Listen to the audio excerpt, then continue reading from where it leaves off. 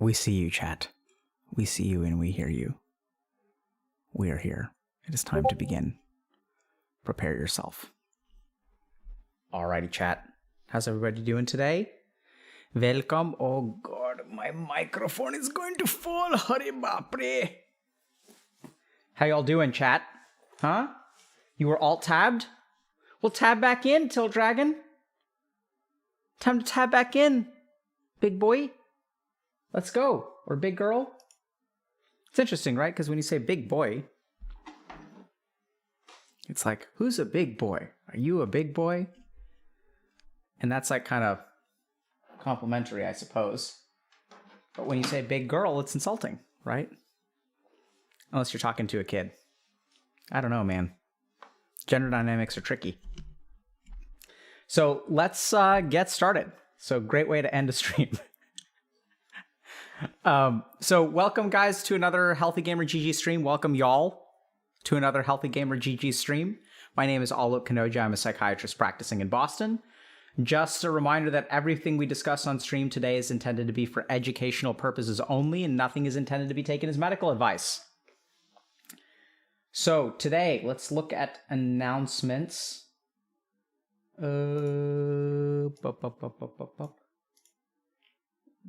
Okay, so, yeah. So we still have some spots open for group coaching. No loading screen today. Yeah, we got late. There was some problems with some stuff. So still have a few spots open in group coaching if people are interested. Couple of other things to think a little bit about. We have a couple of spots open now in group coaching for those of y'all that are interested. We have some spots open in parent group coaching as well. Personal coaching is full. You got laid. Who got laid? Are you interviewing yourself, GG? Get wrecked, Dr. K. Noob. So I'm really happy today because we're going to be doing an interview. And we haven't done an interview in a while. So we've been doing like lots of questions and stuff. We were out for 3 weeks in Romania at this tournament called the International. Some people may have heard of it. The TikTok stream did not happen. I think we're going to do that later. So I think we were just vibing yesterday. And if things got boring, we would have spent some time on TikTok. But as it turns out, Twitch is a very fun platform to hang out on, right? So today we've got a viewer interview with someone from our community. We're going to be talking a little bit about pornography addiction. I mean, we'll see where the conversation goes, but I think that's, it's a topic that people have been sort of interested in.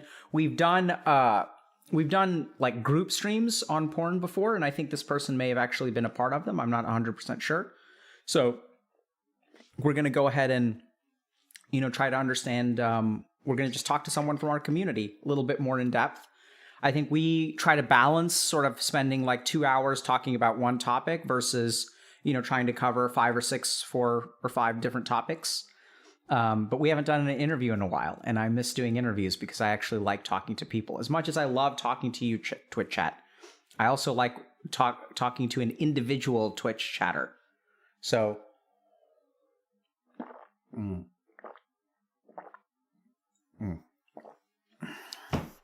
Vodka is delicious. No, it's not. It's water, chat. It's water.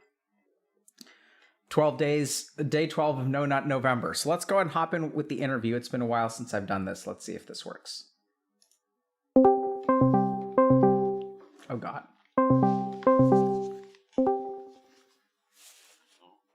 Can you see me? Let's see. Yes. Can you count to 10 for me?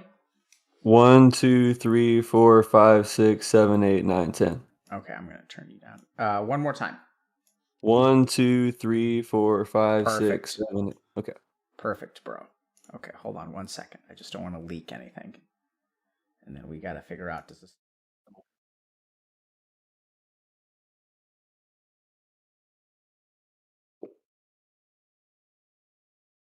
Oh, okay.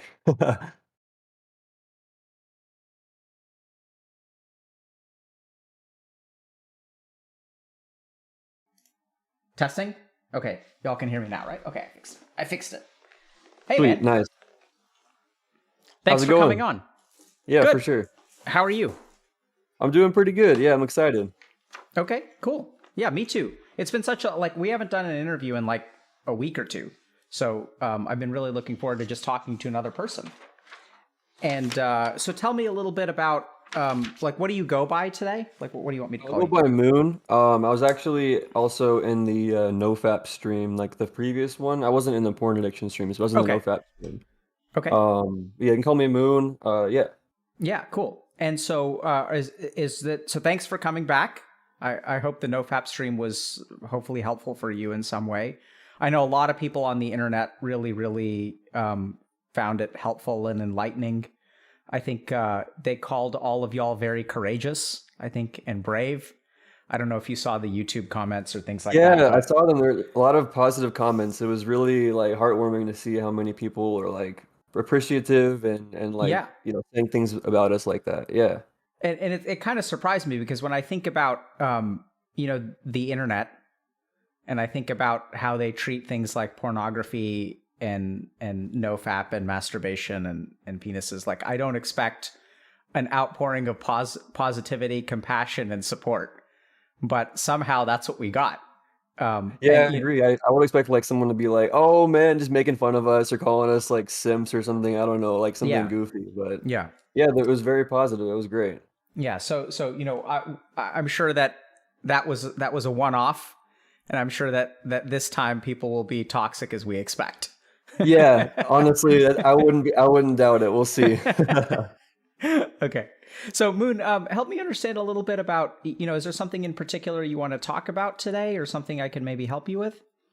Yeah, so I guess we could just talk about like porn addiction and stuff like that because it's No Nut November. Are you familiar with that concept of No Nut November? Yeah, I am, but why don't you explain it to me anyway? Yeah, I guess to switch that into you, basically, it's like it's kind of like a meme all over the internet where people like basically don't jerk off or nut or have sex, whatever else, for the month of November.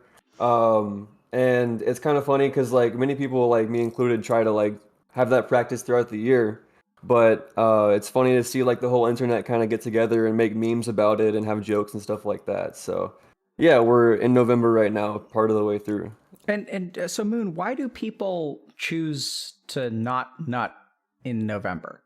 I think it's just like the NNN. It's like the acronym, I guess, like No Nut November. It's just I don't know. That's my guess.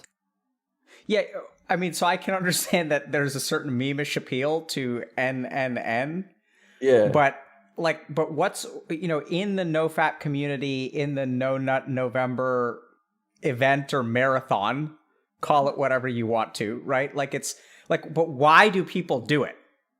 Right? Do they do it because Um, it's got three ends in a row? I guess it's just like a challenge. I don't know. People like I have some friends who like don't really care about like I guess like NoFap or watching porn the entire year, but then November they just want to be part of the meme they also do that in November. So I'm not really sure what the appeal is. And then also a meme too. This is like a little bit off topic, but there's like Destroy Dick December. It's a meme where like day one in December you jerk off once, day two twice, three thrice, and so on and so forth. And that one's just kind of ridiculous. I don't think it's even possible. I don't want to challenge Twitch chat to it because they'll probably actually do it, but hopefully no one ever does that.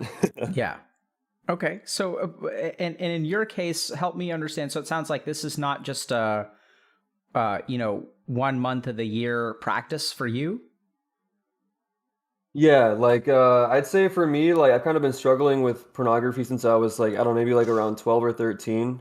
Hmm. I kind of first got into it like just I guess on the internet as a young, pretty young person and just browsing around and started watching it and young developing mind, it's very easy to just like get really enticed by that. And I know like whenever I was around like 16, it was like literally just daily, every day, like before I go to bed, it was like a routine, like jerk off, go to bed. And that continued for like years and years. So I'd say like nowadays I kind of realize how much it affects like energy levels or confidence. Hmm. Um What is and it? I guess like watching pornography obsessively and jerking off like every day. So you find that that your confidence or energy levels are affected by whether you masturbate or not? Yeah, pretty much. Like if it's like every day in a row for a long time, it's almost like getting a fix. It's almost like an addiction, for me at least. And it'll be like I'm like kind of okay with just laying around in bed all day and doing nothing. 'Cause I'll just be like, oh, I'm kind of depleted, you know. And in some ways, I think of it almost like evolutionarily, where it's like, you know, monkey brain, so to speak, like thinks that I'm having like all these sexual partners and like I'm doing this amazing job of having this like I've heard it called digital harem. And in reality, I'm just like, you know, laying alone. But my brain's like, oh, you're doing so good. Look at all these beautiful women you're having sex with. Like, what's the point of doing anything Hmm. else?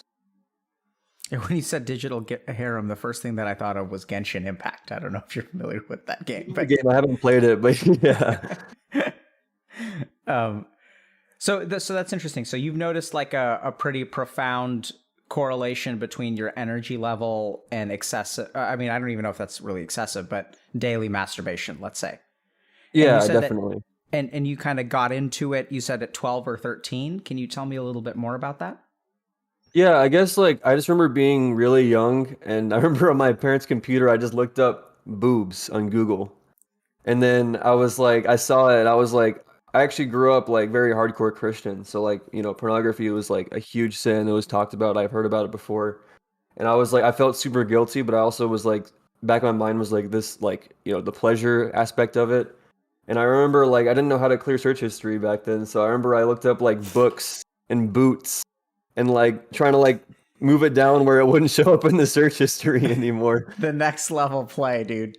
Yeah, dude. Oh yeah, sorry, mom and dad, it was a typo. So did they ever find it, or did you? No, they don't. I don't think they ever found out about it. No, because yeah, I guess they never looked at the search history. I don't know. And I covered if they typed in BO, they would have seen boots and books first. So I guess I cleared it up. I don't know. Nice. So do you remember what kind of drove you to like type boobs into Google? um, Honestly, I'm not really sure. I probably just like had like that curiosity from like hearing. It's almost like I've always been kind of like a rebellious child or whatever, like doing things against the rules. So just hearing like at church or whatever, like, oh, pornography is a sin. You shall never watch it. It was kind of like a, what if I did? Yeah. I mean, and so what was it? Can you tell me a little bit about like growing up in a pretty Christian family and going to church and Yeah, it was interesting. It was just kind of like it was a pretty like hardcore Christian group, and uh, church was 3 hours every Sunday, and we meet during the week, as well, like for stuff, and we'd have like Bible study like super early before school during the week in high school. Um, Overall, like my parents never drank. At least my mom does now. She's actually no longer part of the church, but growing up, like they never drank. It was like you kind of mostly associate with people of the same church group as you and go to meet those kids at the youth group, stuff like that. And then eventually, when I was actually around 16, I decided I didn't really believe it anymore. Told my mom like, "Hey, I don't believe this anymore," and she goes, "Oh yeah, me neither." And it was so relieving to hear that because like I was like super anxious about, almost like revealing this like, hidden thing about myself that I was like struggling with for months or years, however long, and then oh shit, my mom doesn't really believe it either. This is great. yeah, how did you come to not believe it anymore?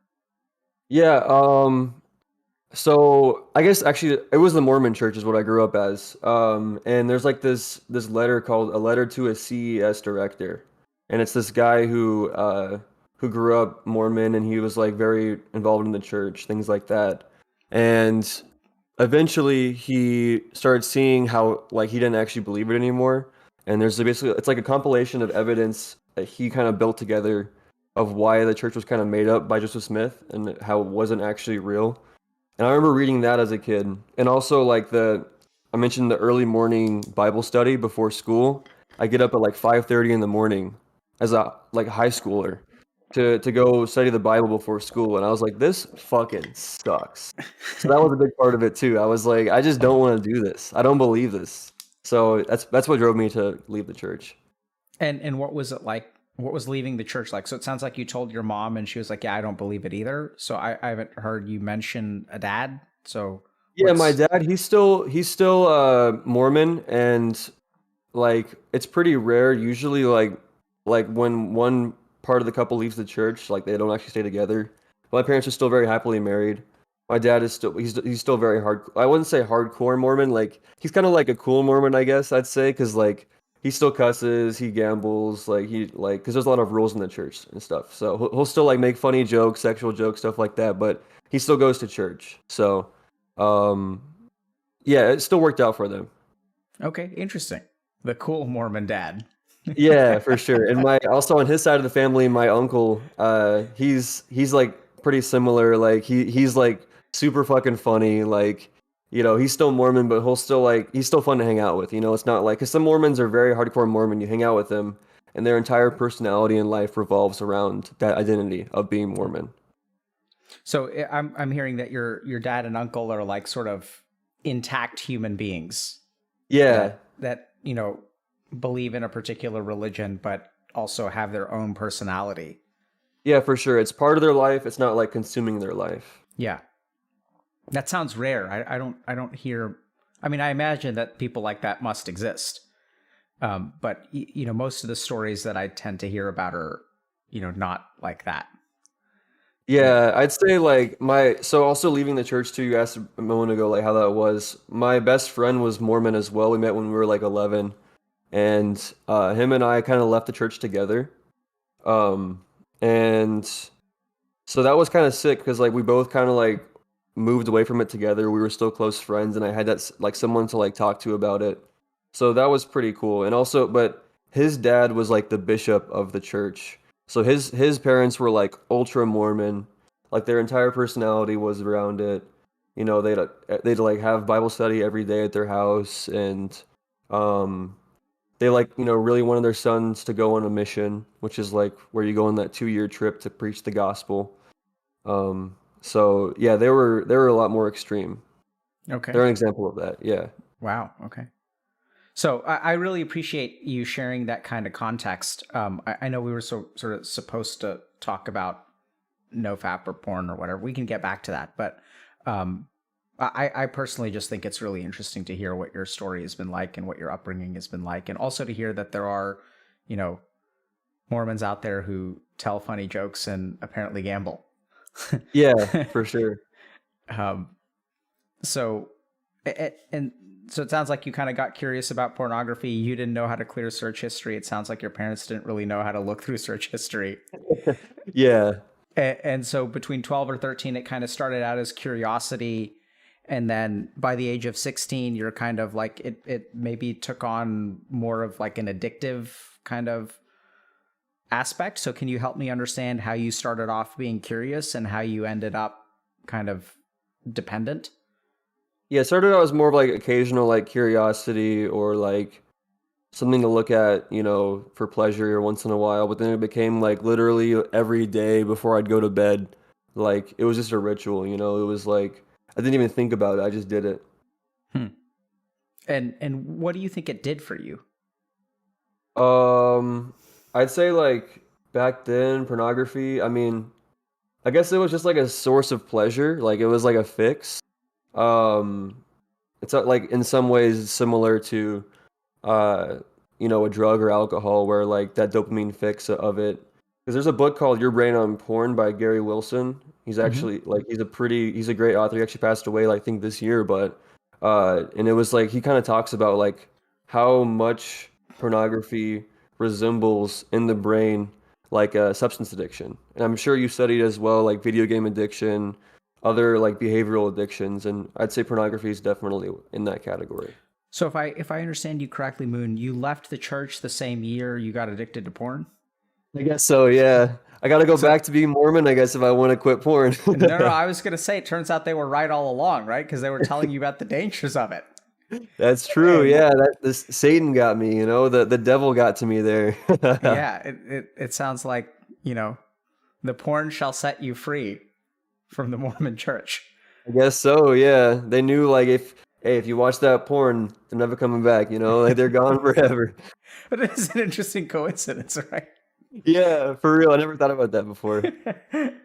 um, so and so it sounds like you started to kind of notice that it was like habitual for you. When did you start to think it was a problem?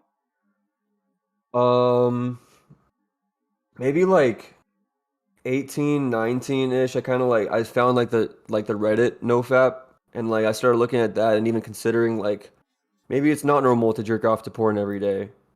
Um, and because like the thing is with pornography, like little like sidetrack tangent is like, 30 years ago when it was just magazines, it wasn't the same as like high speed video internet porn. And like that's like really what has made it where it's like it's definitely like harder to like to handle or get over. Um, How do you think pornography? What? So, I mean, obviously, a magazine is different from high-speed internet porn, you know. yeah. But like, how is it different? How is it different? I guess like the brain thinks it's probably more real. Like a still image in a magazine is easy to look at and like kind of just like, do whatever. Like you might even use imagination still.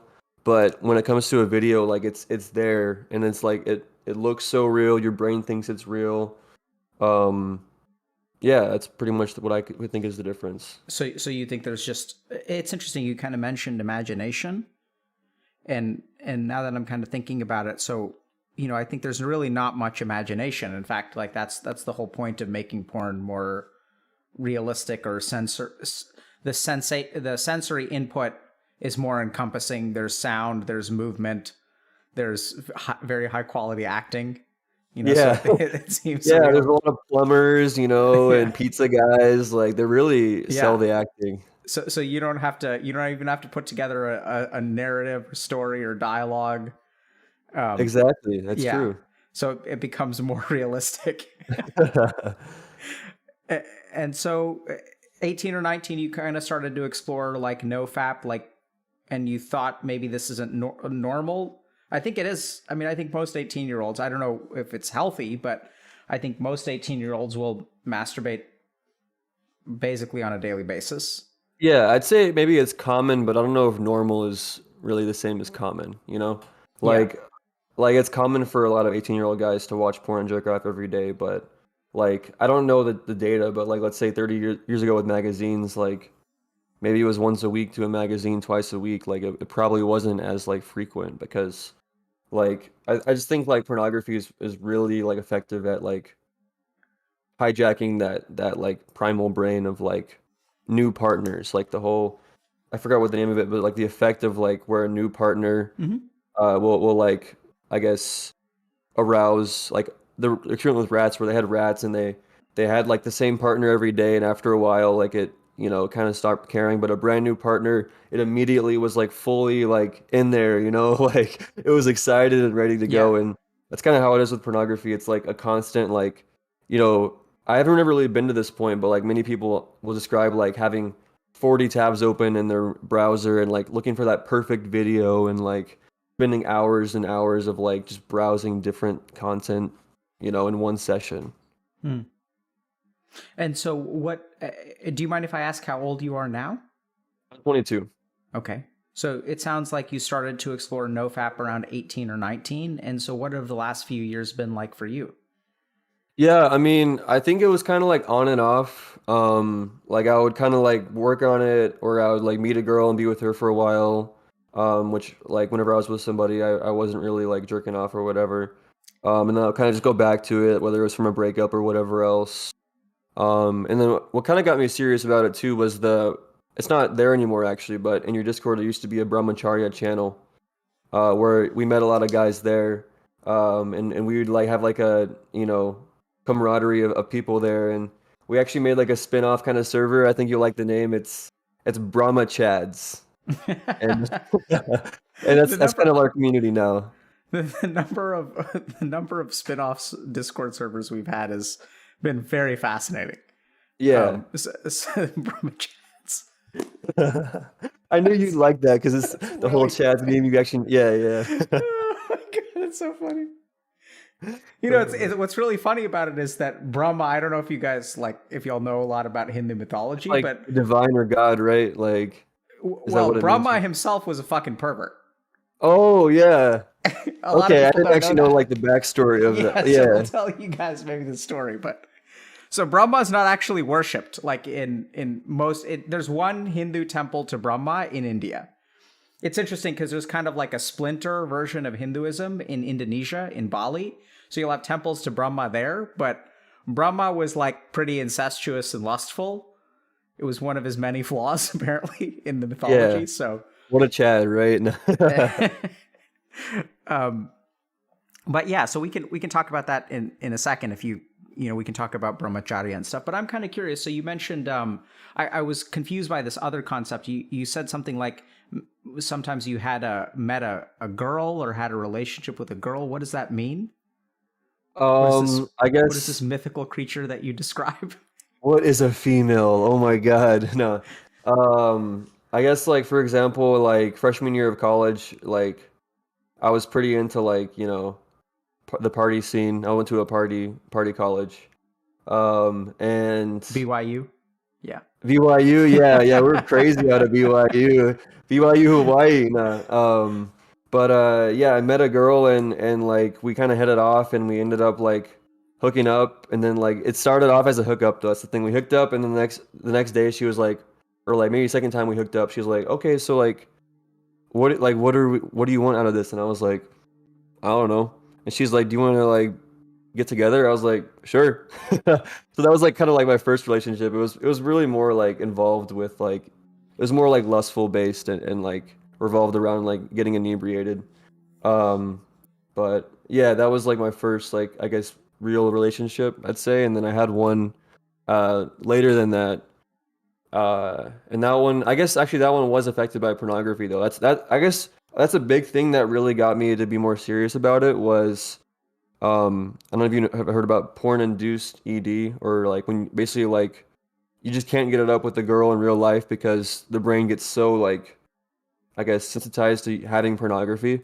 I experienced that with my ex and like I felt like so fucking terrible about it and it just made it so much more real to me because before that it was kind of like oh whatever like maybe it would be good to quit to being like oh my God like I literally could not have sex with a real woman because my brain preferred looking at a screen. Wow. Take some balls to share that on the internet, man. Yeah. I commend you, and I think so. What it sounds like that was kind of like a wake up call for you. Yeah, definitely. That's whenever I was like, oh shit, like I've actually gotta quit this. Like it's not just like you know, oh yeah, like no fap, whoa, like I'm just not gonna jerk off. It was like oh fuck, like I want to get married someday. I want to have a long-term partner, and like if I'm a porn addict, like active in my addiction, then that would negatively affect my relationship with my future girlfriend or wife. And so what happened? So just to clarify, were you like watching a lot of pornography or masturbating a lot at that time?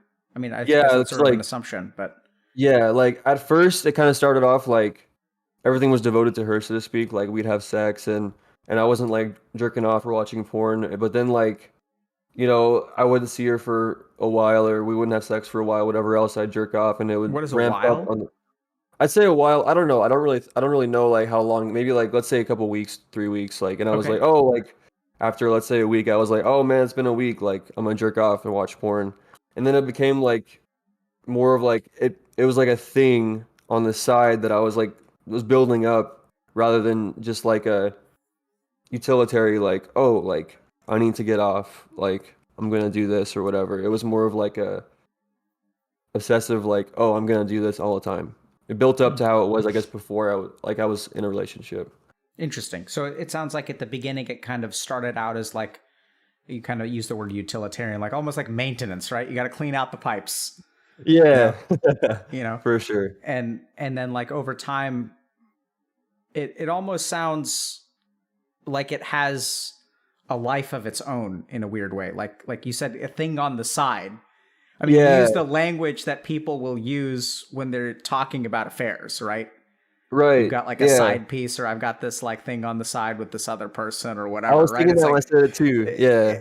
and so it almost be, and so I'm wondering, like, what did that look like in your mind on a given week, like when it started to really get a life of its own? What kind of thoughts were you having, what would your day look like?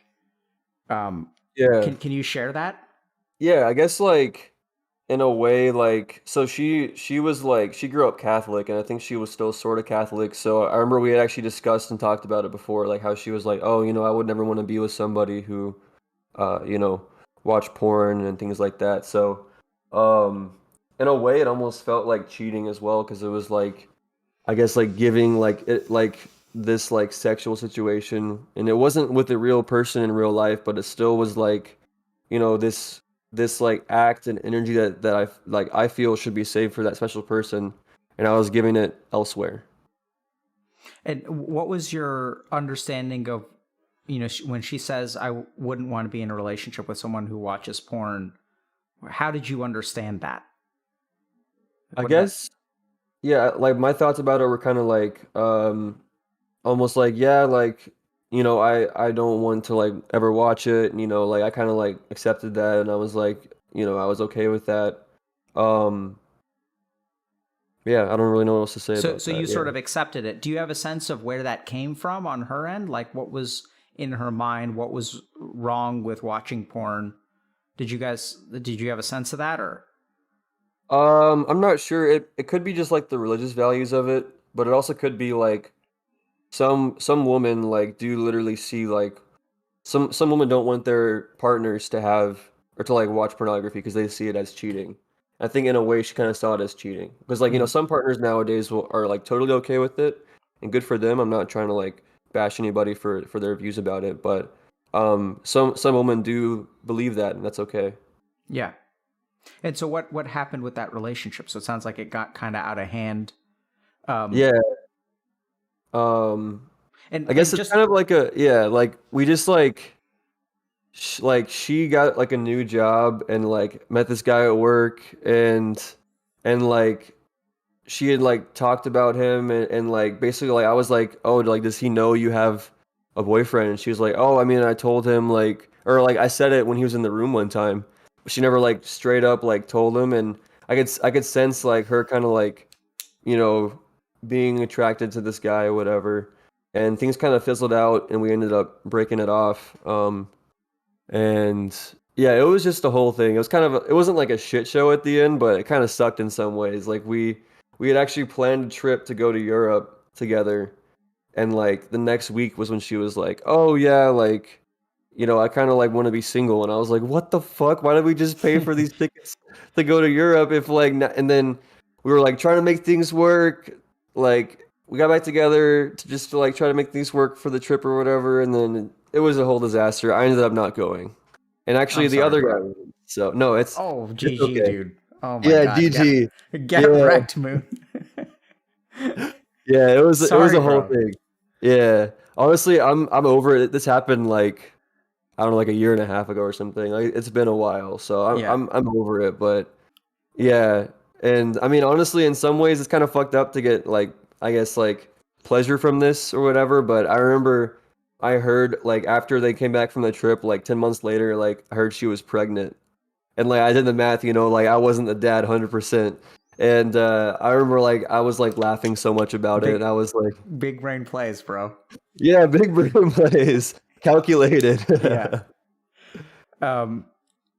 Yeah, that's interesting. Yeah, you do seem okay about it. I get the sense, and it's interesting that you describe it not as a shit show. It sounds like you handled it quite maturely, but like that doesn't sound like a pretty ending. Sound Yeah, like a rough no, and sort of even like situation. yeah, even when she came back too, like she went on like her friend's Snapchat to message me, and like like I blocked her because I didn't want to talk to her anymore. She sent me a fucking email of like this love letter after she had came back from like Paris or like I guess Paris, yeah, with this other guy, and I was like, what the fuck? I like I remember reading the email and just like like kind of cackling again, like laughing to myself, getting like a twisted pleasure out of it. Like, what the fuck is she like? She thinks like I'm gonna run back into her arms and oh my god, it's gonna be like happily ever after. Like, no, like what the fuck? That's not how shit works. How does shit work? How does shit work? I mean, I guess for me, I set the boundary of saying like, hell no, I'm not gonna fucking like go back and talk to this person. So yeah, I haven't like talked to her or seen her since. And you sort of mentioned getting a twisted pleasure out of seeing the email, like not, but I'm just kind of curious, how did you, so I understand you maintained the boundary, but what was it like to receive an email from someone who dumped you a week before you went on a trip to Europe and took some other guy instead? Like, Yeah, I what mean, goes through your honestly, head in a situation like that? yeah, it definitely was like back then I definitely was less over it than I am now. Like I remember reading it and being like, "Oh my God." Like I read it at first to myself and was like cuz I still had those feelings for her at the time, Sure. cuz it only been a few months or whatever. Um but but yeah, I just remember like as far as the pleasure though, I remember I was like showing people at work like oh my God, like read what my ex sent me like over email because I blocked her, and they were like, "What the fuck? She's crazy." And I was like, "Yeah, like I don't know what she thinks is gonna happen." Like, so that was like the twisted pleasure out of it, where like for example, with the person like the having a child too, like it's kind of messed up in a way to be like laughing and like about someone else having a child if they don't want to, but at the time I remember just being like, "Oh my God," I remember being like, "Oh my God," like, well, she's not gonna leave this guy now, at least not like entirely. Yeah. And I was like, I'm not gonna go back to her again. So it was just, yeah, it was just a whole thing. So how did you get, you said you were less over it then, and you clearly seem to be over it now. And I really also appreciate, Moon, your ability to kind of acknowledge some of the feelings that you have that are not necessarily the brightest and happiest, right? So some amount of like, like the phrase "dodged a bullet" comes to mind. Just Yeah, hearing about this story, I right? use that phrase a lot. Yeah, whenever I was talking about it to friends and stuff. Yeah, Yeah, and so I get that, and I genuinely do appreciate that you can understand and accept that you got some kind of like guilty pleasure out of this, and not necessarily that you fed into it or like encouraged or anything like that. But how did you, like I'm just thinking about even like putting myself in your shoes. I imagine I'd be like devastated. I imagine that, being rejected so fucking hard, um hopefully, yeah, there's a particular word that I was thinking about using, but I don't know if it's against TOS, but so getting cucked, basically. yeah, yeah, Because for like that's sure. like literally what the term means, right? I know it's like offensive and stuff, but it's like, the word cuckold refers to this precise phenomenon, which is like planning a trip with someone and then they like take some rando from work. Yeah, and yeah, and that, I think like even thinking about putting myself in your shoes or like a lot of other people, like that amount of hurt or rejection can hurt so much that when someone else like, sends that love letter, like a lot of people do go back, right? Because like this yeah, person, you lost that fight, and now here she is inviting you in. Like, how do you, does that sort of make sense? Like, how do you like resist that? Especially like, now in hindsight, sure, you dodged a bullet, but back then, like, yeah. how do I you? mean, like so one thing is I don't go anymore, but back then I had a therapist, and that was like very helpful about like just working through feelings. Like, I'm sure it's been mentioned in your stream many times of getting a therapist to discuss, these things and like having a talk maybe like this, but obviously it's going to be much different in a private situation than being streamed to the internet. So therapy really helped me getting over that. And and then one more thing is, I guess, like I just was hurt so bad by it. I was like there's no way. Like I was like I refuse to even consider the option. Uh and I won't lie, it was fucking tough. Like I don't remember this. I guess I probably just like fucking like zoned it out of my memory in some ways, but like my mom had told me like, "Oh yeah, like for weeks, you were like fucking like laying in bed a lot of the day and like you were really down and just like bummed out." So I won't say it was easy. It definitely was very hard to get over it, but yeah, biggest thing was probably therapy that helped me get through it. Wow, cool. And if you don't mind me asking, how did therapy help? So like, we talk a lot about therapy, but I'm curious if you are willing or feel comfortable sharing, a little bit about like how can therapy help in a situation like that? Yeah, I think therapy helps because it's like I'm not always good at like having like a outside view of my own life in some ways or like looking at it from third person view.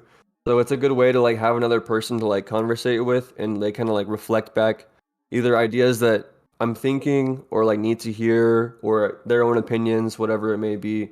And kind of like learning how to process through it, and also just like obviously like life's life always has things going on, and you know, even though I might have this going on with my ex or whatever at the time, maybe I was worried about, you know, college or whatever else, and there's also other things that I could talk to them about and say like, hey, you know, like I'm struggling with this right now, and then she could be like, hey, like this will help you out, etc. So it was just nice to have like also like have a person I can always like tell anything to and be honest to and not to worry about like, you know, judgment. And also like they're quite literally of course trained to talk to people about that. So they're very good about like knowing what to say and having a good conversation about things. Sounds like you had a really excellent therapist that helped Yeah, you a I lot. did. Yeah. Yeah, she's awesome. Yeah. Um, cool, man. Thank you so much for sharing that tangent. I think, you know, I find myself being a little bit less curious actually about the FAP stuff because it sounds like you sort of have it under control. Yeah, I mean, I wouldn't say I do. Like, as of late, like, it's been on and off. Like, when we, on the last stream, I think it was August of last year, I was on, like, I think I remember saying day 45 in the stream, and I went to 108 days of, like, no porn, no fap or whatever. The number of And beads in then, a like, mala. what's that? The number of beads in a mala. You know, the Yeah, prayer. actually, that's what Yeah. someone told me too. I was talking to Yeah. him about it. He's like, "Wait, how many beads are on?" Because I bought one of these actually after your Misgift stream. You mentioned like, "Hey, like if you like will get anxious with your hands, like you can like have this to Yeah. toy around with." So I bought one. But yeah, number of beads in a mala. Yeah, and I guess like after that though, it kind of went in and out where it would be like a few weeks of sobriety, so to speak, and then going back to jerking off a lot, kind of binging maybe.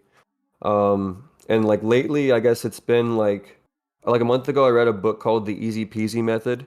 It's actually a really good book. You might have heard of it, yeah. Yeah. To So tell I like think this someone trip too. posted about it in our subreddit or something like that. Yeah. Yeah, I've seen it. I've seen it on the Discord. I don't know about subreddit, but probably there too. It's like to tell chat as well. It's basically like a book that's developed by somebody who like there's a book about how to quit smoking and how to like not use willpower for it. And this guy adapted that book about smoking to talk about PMO, which stands for porn masturbation orgasm. And it was great. Like I read through it, and like the first part kind of like tells you about like the brainwashing and like the little monster. It's like I guess I'd recommend to read it if you feel like you might have a problem with pornography. But reading that like helped me. I actually want to reread it because like I've been going in and out. Like I guess like I've been doing pretty good for like November. Like I might have peaked at some things here and there, but I haven't like masturbated to porn. But yeah, I guess I go in and out of it. But also, as far as like, you know, this stream or whatever, like I'm cool with whichever way you want to go with tangents and stuff because like I'm also pretty Vata too, so I can always go on tangents. Oh And my also, if you goodness. find anything else that like we could talk about, then I'm definitely down to like go that route or whatever, or maybe circle back or whatever Sure. way you want to take it, we can go. Yeah. Is what I'm Uh, trying to say. Same for in your, you know, if there's something, because like it's interesting, Moon, because you know we get people that are at different levels of their journey, and so usually when we focus on kind of like a problem, a lot of times we'll get someone who's like early on in their journey, but you seem to actually be like pretty far along. And so I'm happy to, you know, learn more about it, talk about it. But I actually wonder if like more of maybe what I can help you with is actually like the brahmacharya kind of stuff, right? Because that's something that we don't talk about as much. I think it's like a more advanced concept. Not everyone is really ready for it. Like some of the things that you're talking about the depletion that you feel, is actually the reason why brahmacharya was developed.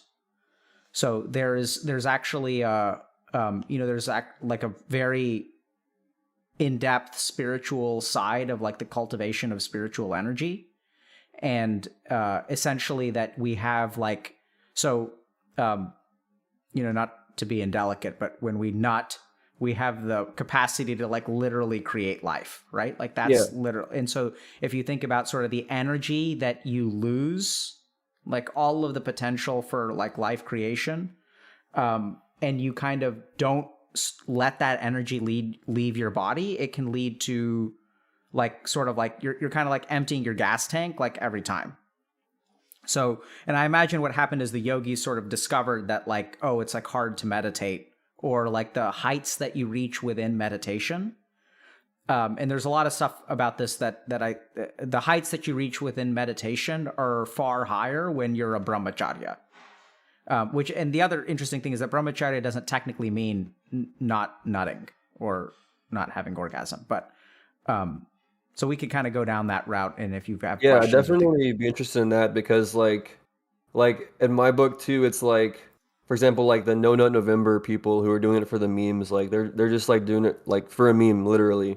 Whereas like I see it more as like that's like step one of like, okay, like now that you've actually been able to like, not jerk off to porn for however many days, whatever it may be, now you're actually feeling like that, let's say energy build up or whatever else, and ways to like in a way like transmute it or actually like use that, energy that before I'm used to just like wasting all the time and actually like putting it into things. Like I remember you put a video on your YouTube lately of like it was like I think it was titled like no fat meditation or whatever, and it was like the Mula Bandhas, and that's one that like I've tried to like practice sometimes whenever I'm like having urges because almost like I know like I if I'm wrong correct me, but I know like basically like the root chakra is kind of like what might build up from um I guess doing no fap for a while or whatever else, and then actually like Mula Bandhas will help you like kind of bring that extra energy like up your spine up to the other chakras and like in a way like transmute that energy. yeah, Moon, it sounds like you know your shit, man. So But it's kind yeah, of I'm really happy. So I'm happy to talk to you about this stuff because I think that like 95% of what I'd love to teach about these, like you have to know basically it sounds like what you've already learned in order to like really teach the rest of it. Um, so let me kind of ask you, or maybe we can ask chat. I've got kind of two things in my mind. One is that we can go down the route of well, how does it feel like emotionally when you slip up? How do you slip up? How do you perceive slipping up? I'm a little bit curious about like relationships and some of the details around like, if you're in NoFap, does that mean that you can have sex, but you're not allowed? Like, so there's like NoFap related stuff and also like kind of more detail about, where you're at and things like that. Or we can sort of go down the spiritual route. Do you have kind of a preference or? my first thought is that like I know some of the previous streams content does cover a lot of like the slipping up type things and like relapse. I know like the stream that we had for the group was a lot about like, oh, like how do you prevent relapse? What does it mean? Whereas like I don't know if you really have much content about like actual like brahmacharya practice and the spiritual cultivation of energy. So my first thought is that path, but if Okay. Twitch chat does want to go the other one, we could go either way. Okay, can we do a poll? Do we have someone in chat? It seems like always, Twitch chat wants both. Yeah. Um, so maybe what I think well, actually, so if it's split 50-50, we're going to actually do what you want because at the end of the Sick. day, because we don't both and none. Okay, so let's just go down the spiritual route. Um so you seem tell me about the brahmachads. What are The y'all Brahma about? Chad. Yeah, so basically it's kind of just like a group of guys because like whenever they like archive the channel and Healthy Gamer Discord, we still wanted to have a place to like, kind of like interact and things like that. So we created like this Discord to just have a way, like a community of guys who are all trying to get over this same addiction. And actually, I say guys, there's a few girls that joined as well. So like I don't want to say like only guys can have porn addictions, of course.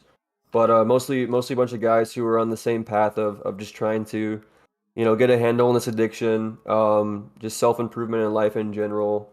Um, and yeah, just a solid like community. Like we'll have our own events and stuff, or we'll hang out and chat, or we'll play games, or we have like a meditation actually every week. And this week, this really cool guy for he did this. He actually guided the meditation for us. So that's kind of I guess the Discord. Yeah, the Brahma Chads. Okay. And so I'm a little bit curious. I'm glad you kind of mentioned women because I think that when we think about pornography addiction, we primarily think about men. And I know this sounds kind of weird, but like, do you know if like women get mistreated in that group? Oh, like in the Discord? Yeah. No, like honestly, so I guess I've only ever known of two girls that joined. One was my friend, Amber. I think she's watching right now. So Amber, I love you. She joined because I moved in, we lived together, and she was like, "You have a NoFap Discord? Oh my God, can I join?" So, and then the other one actually, like, she had just joined, and she was just struggling with pornography, and I wouldn't say she was mistreated at all. Like, it was more just like things are different in her case because, like, obviously, like, I don't want to go into too many details, but like, women can orgasm multiple times, and there's not as much of like the same, like, you know, I guess in a way, like the post nut clarity that guys get or whatever, where like they're not as aroused anymore, things like that. Like, that's not really like the same experience that a woman has.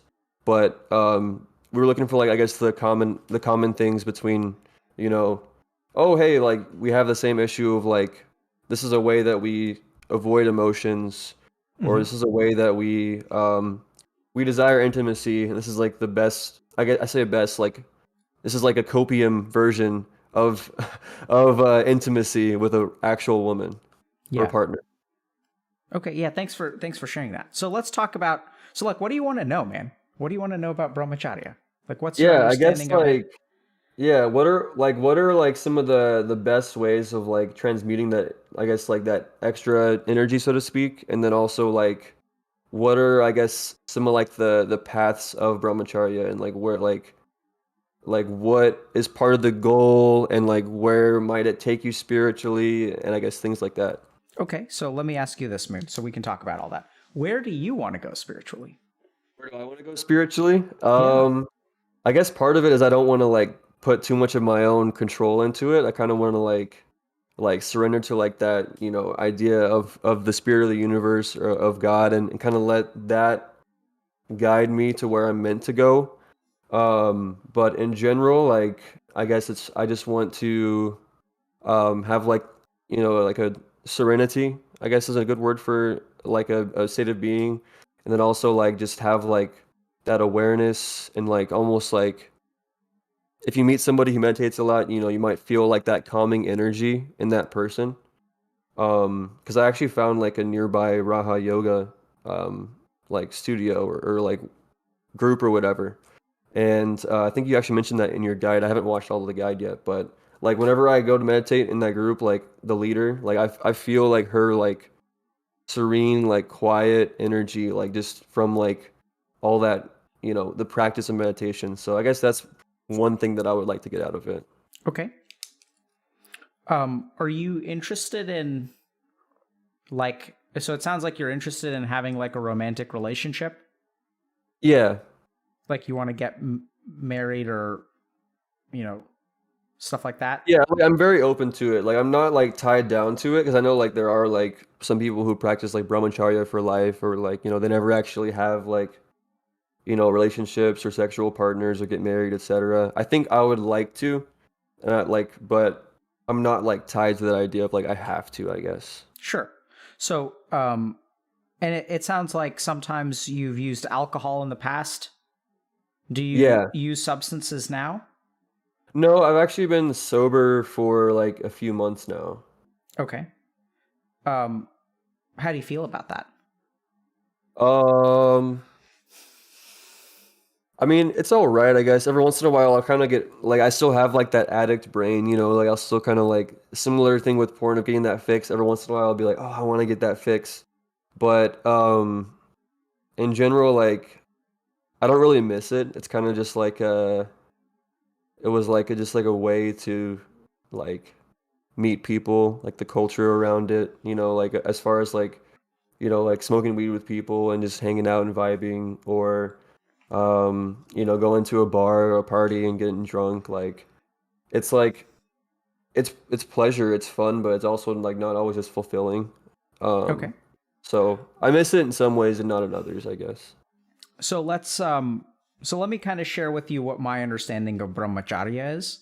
So the reason that people do like people who are spiritual aspirants do brahmacharya is because if you do it properly, it's basically like a constant state of post nut clarity, which is the big paradox. So like we have this state of post nut clarity, right? Where like everything is clear, we feel detached from things, our mind is functioning at a very high level. Like we can even acknowledge negative emotions, but it's like we become superhuman for a few moments. And basically when as you cultivate things like brahmacharya, you like exist in a constant state of like the closest thing that normal humans experience is post nut clarity, right? And if you think about like, what does post-nut clarity mean?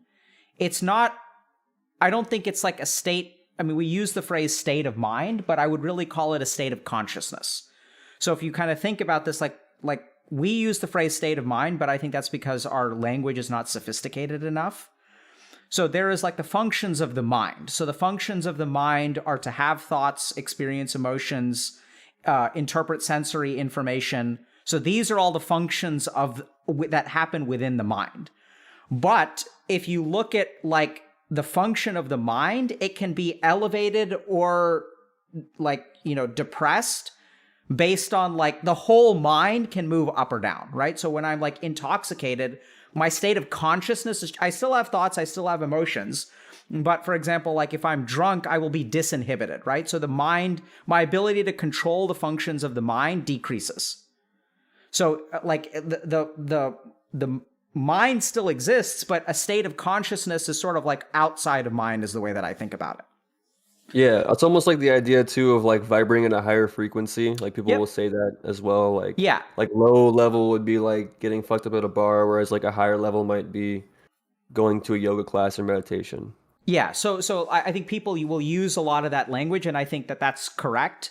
I think, Yeah. unfortunately, a lot of people will misuse that language, but, spot on, right? So like if you think about the way in which your mind works, and I think most people, pretty much everyone has experienced this, where like some days you sit down, like let's say you're like a student in college, right? And like it just clicks. Your mind is doing what it's supposed to do. Other days you're distracted.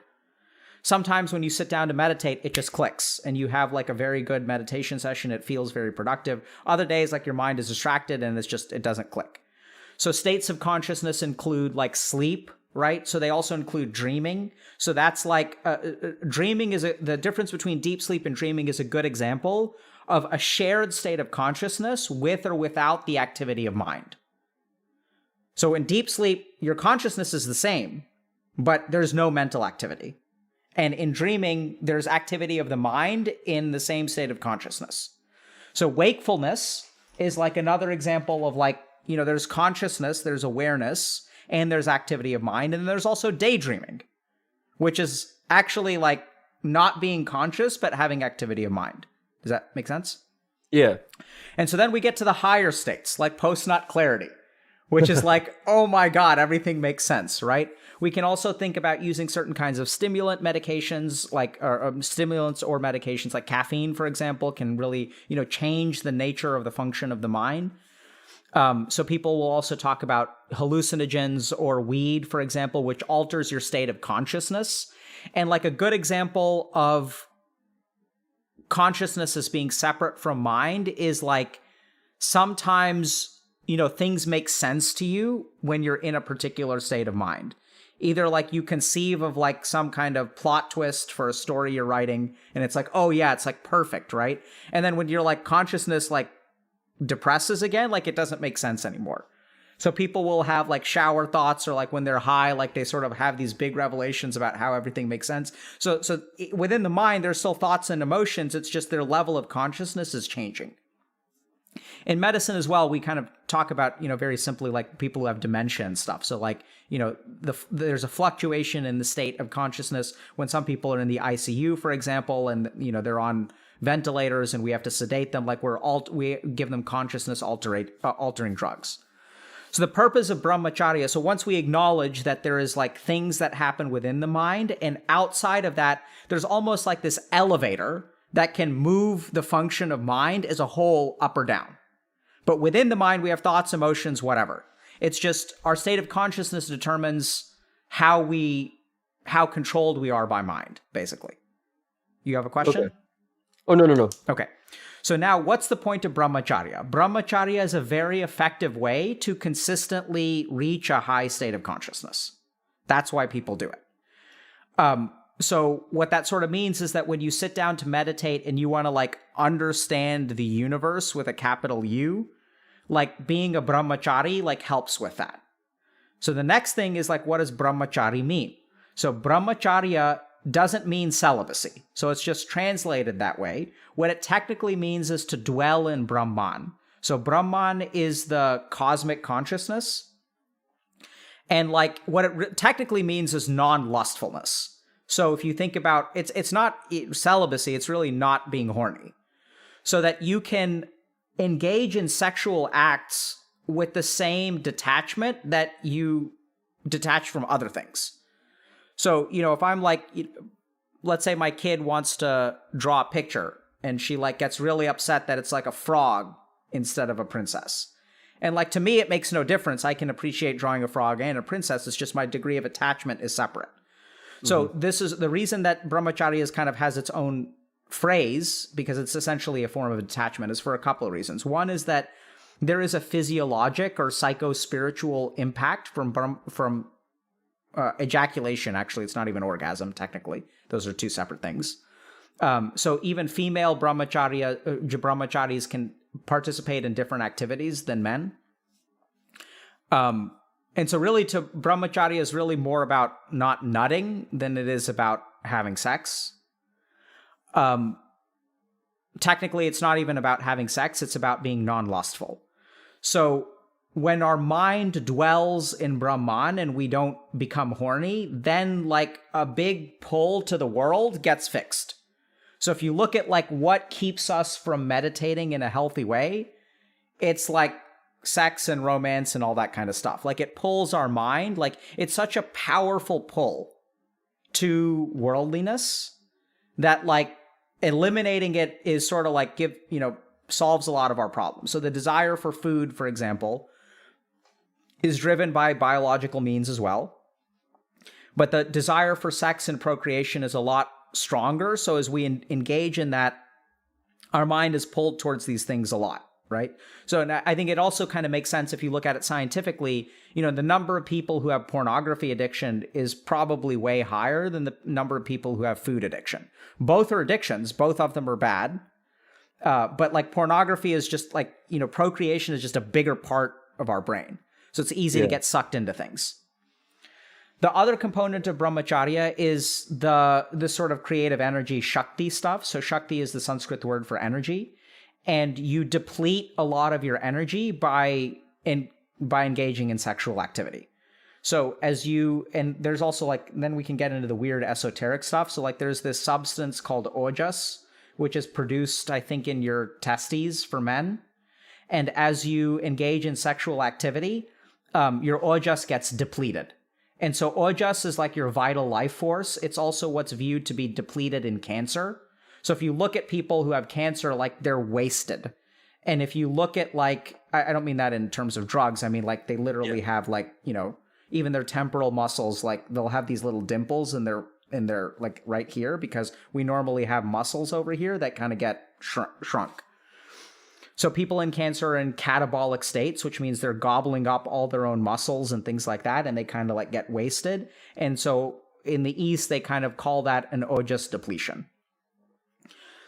On the flip side, you'll have people who engage in regular spiritual activities who like they glow, like they have this energy, they have this serenity, they have this peace, even in their skin. Like there's just this like glowing energy, and that's ojas. So brahmacharya depletes ojas, and like sort of is like not brahmacharya, but engaging in sexual activity is like removes like a plus 30% buff to all of your checks.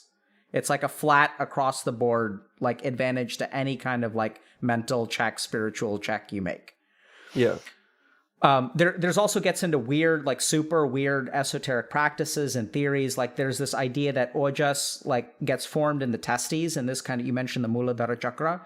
And as you engage in brahmacharya, that energy starts to travel upwards along your spine. And when it reaches the bindu visarga is when you start to have samadhi and spiritual experiences and things like that. Is that like a Kundalini awakening? Is that what that? Yeah, so it's correlated with Kundalini awakening. So Kundalini is like sort of like a parallel system. But brahmachari practices are a big part of Kundalini awakening. The other interesting thing is that there are some Kundalini practices which are sexual in nature. But for example, we reviewed someone's post yesterday who was talking about like their brain got busted through meditation. So when I was being initiated into Kundalini, like true Kundalini yoga, my teacher told me like when you do these practices, like we're going to go out to the woods and like we're going to stay in a hut together for a week. because as we awaken your Muladhara chakra, like you're going to become like hypersexual. Like it's a part of the process. And so the closest thing that I understand now is like as a psychiatrist is when you look at bipolar disorder and you have mania, people who are manic will become like hypersexual, and it's like clearly like a pathologic hypersexuality. It's like they'll fuck anything that moves. And it's like they lose control of like their sexual urges. And through the process of Kundalini awakening and Muladhara chakra practices, if you do like the real legit practices, like your guru takes you out to the woods and you become like hypersexual for a period of 3 days or filled with lust, and they keep you away from anything else. And so they'll like guide you through that process, clear out your Muladhara chakra, and then the Shakti can continue to rise. As it goes through the different chakras, you will have similar experiences. So like you'll have different kinds of like arguably even negative experiences. So as you go through your heart chakra, your anahat chakra, you will have like an effusion of compassion. So this you also see in mania, where you'll get some people who, like I had a patient once who found a homeless person on the street and like brought her home. And like his wife was like super confused. So he like brought home this homeless woman and like, you know, like told her like, yeah, like please take a shower. We're going to feed you. I'm going to like, you know, I want to help you. And it was nothing sexual or anything like that, but it was just like an over emergence of compassion that was very like boundary crossing. And his wife is like, you know, who is this person? Where did they come from? How long are they staying? And my patient was like, well, they're going to stay as long as they need to because it's the right thing to do. Oh my God. Yeah. You know, which is like, I mean, it's like a good thing. And the homeless person was super appreciative of it, but it was also like he wasn't in control. Yeah. Of his, you know, compassion. Right. And so when it comes to Muladhara chakra practices, there are also like other practices. Like I don't really recommend you do these, but you know, so for example, like as a medical doctor, I was looking at certain asanas or yoga postures that people do, and realized that like some of the yoga postures, like there's one that I call the nut buster asana. And so there's this one where you like basically sit on your heels and your heel presses up against your perineum. Oh yeah, I think I heard about that one in the video I mentioned earlier. Yeah. Yeah. So that one is like, so what that literally does is compresses blood flow to your testes. Yeah. So like the blood vessels that go down into your testes and it's different. So even in the yogic, theory, that practice is for men. So there's a different posture for women to attain the same thing, which makes me think that it's physiologic. So I think essentially like the yogis like sort of figured out that they're like these physiologic effects. So some of these practices will have a physiologic result of, you know, decreasing blood flow to the testes, which in turn will reduce your testosterone level. As your testosterone level decreases, you'll become more nonviolent. So you move more towards ahimsa. Your general lust will decrease. And as your lust decreases, like your mind will be less occupied by lustful thoughts and makes it easier to meditate, right? So it like reduces the difficulty of successful meditation practice. And then there's all the weird Shakti stuff as well. So that's kind of like a quick overview of brahmacharya. Okay. That reminds me too of like people who talk about like, you know, eating meat versus vegetarian, how like vegetarian can help you like cultivate a better spiritual practice because you're more like you're not like eating this animal and like being that animal, I guess, in some ways. It's almost like you're more detached and more like spiritual. And I think probably less testosterone too. I'm not really too sure about all the details, but yeah. Well, if you want to talk about meat eating, so there's also, I do believe that there's physiologic reasons for that. So the first thing to understand is that across the world, religious traditions, not every religious tradition, but multiple religious traditions have come to the conclusion that reducing your meat consumption is correlated with spiritual success. So when I see something across the world, like I don't know that, for example, the Hindus like communicated with the Catholics about Lent. I don't think they did. I think the Catholics sort of figured out that like, oh, if we cut back on meat consumption, it helps us pray. And like the Hindus figured out the same thing. The Buddhists figured out the same thing. Like lots of people sort of came to this conclusion independently. The most bizarre thing I've ever done is I've had multiple patients who I will teach to meditate, and they get super into the spiritual side of things, and they come from cultures that are like very, very heavy meat eaters, and not having any kind of like moral like stance, they'll actually give up meat.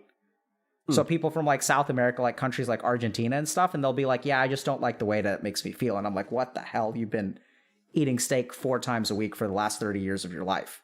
Yeah. And so they'll sort of independently come to the conclusion that it affects their meditation practice. That's really cool. Yeah, because I met a guy recently who I bought like some disc golf discs from, and basically he said, like, he was talking to me. We talked for like 4 hours after, and he was like trying to be like, you have to be a vegetarian, like it's gonna level up your spiritual experience. Like he was trying to like convince me to it, and like I've thought about it, or at least like reducing meat intake. So I was just curious about like that as well. Yeah, so there's unfortunately I don't have really, I mean, there are some scientific theories which I don't think the data is too profound for. So there are a couple of different things to consider. One about, so if people are curious about does being vegetarian help spiritual practice? So the first thing is, like I mentioned, it seems to be a discovery that is conserved across different religious traditions. So it's not like, not convergent. Is that called convergent evolution? There's some term in evolution where, like, bats evolved wings and birds evolved wings and insects evolved wings, but they each independently evolved them, right? It's not like there was a wing and then they descended down. So it's not like a common founder. And generally speaking, within evolution, when you see that, it speaks to the value of wings as an independent factor, which is why they evolved multiple times. And so I see the same thing in religious traditions and meat eating. So in terms of the physiology, I think there are 2 or 3 different mechanisms. One is that, especially if you look at eating things like mammals, right, which is what most of what we look at, we do know that some of the hormones and chemicals that are released, like adrenaline and stuff like that, in meat, especially when it's slaughtered, may actually like be absorbed by us and have some kind of effect. So bodybuilders will use things like bovine growth hormone because they started testing for human growth hormone. So then like bodybuilders would extract growth hormone from cows and they'd inject it for like muscle growth, right? So there's some cross reactivity to growth hormone from different mammals. And similarly, like adrenaline, cortisol, some of those things may actually make it through the GI tract and affect us physiologically. Generally speaking, we don't really know though. Like, so when you eat a piece of meat that's been slaughtered in a particular way, like you may be getting some of the psychoactive substances that were released in the animal during slaughter. That may also explain why you have religious traditions who have like halal and kosher. So they have particular slaughtering practices. So in halal, they'll drain blood from the creature, that they kill. And so part of the reason for that may be that they're trying to get all those chemicals out. And they just figured out over thousands of years that when we do this, like it seems to help. So we don't really know exactly what's going on. The other big thing that there's probably better evidence for, or I feel more confident about, is that when you eat meat, it alters your gut microbiome. That's almost 100% guaranteed, or is basically 100% guaranteed. And then as you alter your gut microbiome, a lot of your neurotransmitter precursors are produced by your gut microbiome. So it's possible that having a particular kind of diet will alter your like neurotransmitter precursors, your gut microbiome. This is also, if you may want to check this out if you've got access to the guide. There's a video about the 4 mechanisms through which changing your bacteria can actually like alter your mental stuff. So that's there's good research behind that stuff. So okay, cool. Yeah, I have the guide. I just haven't watched it much. Yeah. So I mean, the whole point is you can watch it as you want to. You don't have to watch it. Yeah. Awesome. But if you're interested in spirituality, I'd say like try being vegetarian for a while. I certainly notice a huge difference. So I eat meat now because I've decided not to be, I have kids and stuff. So I decided not to do the spiritual stuff. But in the past it's hard to describe, but like basically when I'm brahmachari and I'm not eating meat for like 6 months at a time, 8 months at a time, 9 months at a time, the number of like psychedelic spiritual experiences I have like goes through the roof. And so, a lot of people are also curious about like those psychedelic experiences. And I think that essentially what happens, this is the big thing that people I think don't get when they meditate. So a lot of people will say like, they'll meditate and they'll use psychedelics. But the problem is that they're not comparing like meditation the way it's truly supposed to be done, which is like they'll do meditation, but they won't be brahmacharis. They won't be sattvic, which is like not eating meat. It's not just vegetarianism. It's truly sattvic. If you know, do you know what sattvic means? No. Okay. So it's like a certain kind of diet that's like for spiritual growth. So it also means things like staying away from root vegetables, so very few potatoes or sweet potatoes, eating the flowers and fruits more than the stems or leaves. So it's even things like kind of cutting back on spinach intake and things like that. So it's very easy to digest, nutritious, simple, non-spicy food. No fried food or anything like that. So it's like a very like conducive spiritual diet. If you go to a monastery, it's like what they'll feed you. And when you eat all those things and you do all that, then like the power that you'll get through meditative practices will increase greatly. I'll pause here for a second or stop and give you a chance to ask questions or, get your reaction. No, that's really interesting. I think like definitely like I'd say in the recent time, like it's been very easy for me to get caught up in like, because I'd say like I have an issue also with like, watching too much Twitch or YouTube or playing video games. So for like the past few weeks or months, it's been very easy for me to just get caught up in that like constant stimulation and not actually like level up spiritually, so to speak. So I think I'll definitely look into brahmacharya, and I'll consider the vegetarian slash vegan slash I think you said Shakti diet, and try to Sattvic. like Sattvic. Okay, Sattvic. Yeah, I'll try that as well potentially, and see where it could lead me. Yeah. Well, Moon, I think this is where like I asked you kind of like what's the goal of your spirituality, and do you want, because I think that this stuff, I mean, you can try it, but I know it sounds kind of weird. I wouldn't recommend trying it. I would really think about what's your goal. Yeah, for sure. So, I mean, cutting back on all this stuff is good, like meditating is healthy, but I think like, you kind of don't need to give it up if you're not ready to give it up. Yeah, fair enough. So, I think if you really want to, and in that way, brahmacharya, I kind of think about brahmacharya as not a particular practice, but as like a way to like, it's like a meditation buff. Mm-hmm. The more you do, the more brahmachari you are and the more sattvic you are, you just get like these certain buffs. And then it's almost like, so I'd say that brahmacharya is like the end game content of meditation. Yeah. Okay. Right. So like at the end game, it's like you're still level 60. You don't just keep on leveling up. But if you want to down those end game bosses, you just can't level up and keep pumping up your stats. You've capped out in terms of what meditation can offer. And the only way you can do end game content is to like add the brahmacharya buff, add the vegetarian buff, add these different kinds of buffs. And then as you like get those buffs, then you can start to like tackle these like higher level end game content bosses. And in the same way, there's even like other things involving spirituality. So a good example of like another buff, so like this is like elevating your gear, is the development of siddhis. So a siddhi means accomplishment or perfection. And as people meditate, once you adopt the brahmacharya buff and things like that and the vegetarian buff, then you can develop siddhis. So these are like sort of supernatural powers, basically. And the interesting thing is that for developing a siddhi and then foregoing the siddhi is in turn an additional buff of like plus 100%.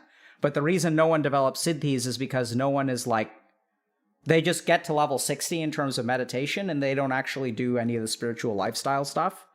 And so like the only way that the majority of people who meditate don't really have psychedelic experiences, or their likelihood of developing them is quite low. Right. So like, I don't know how many subscribers Headspace has or the Calm app or Insight Timer or whatever, but like you have 20 million people doing it and like no one's getting enlightened through an app. Right.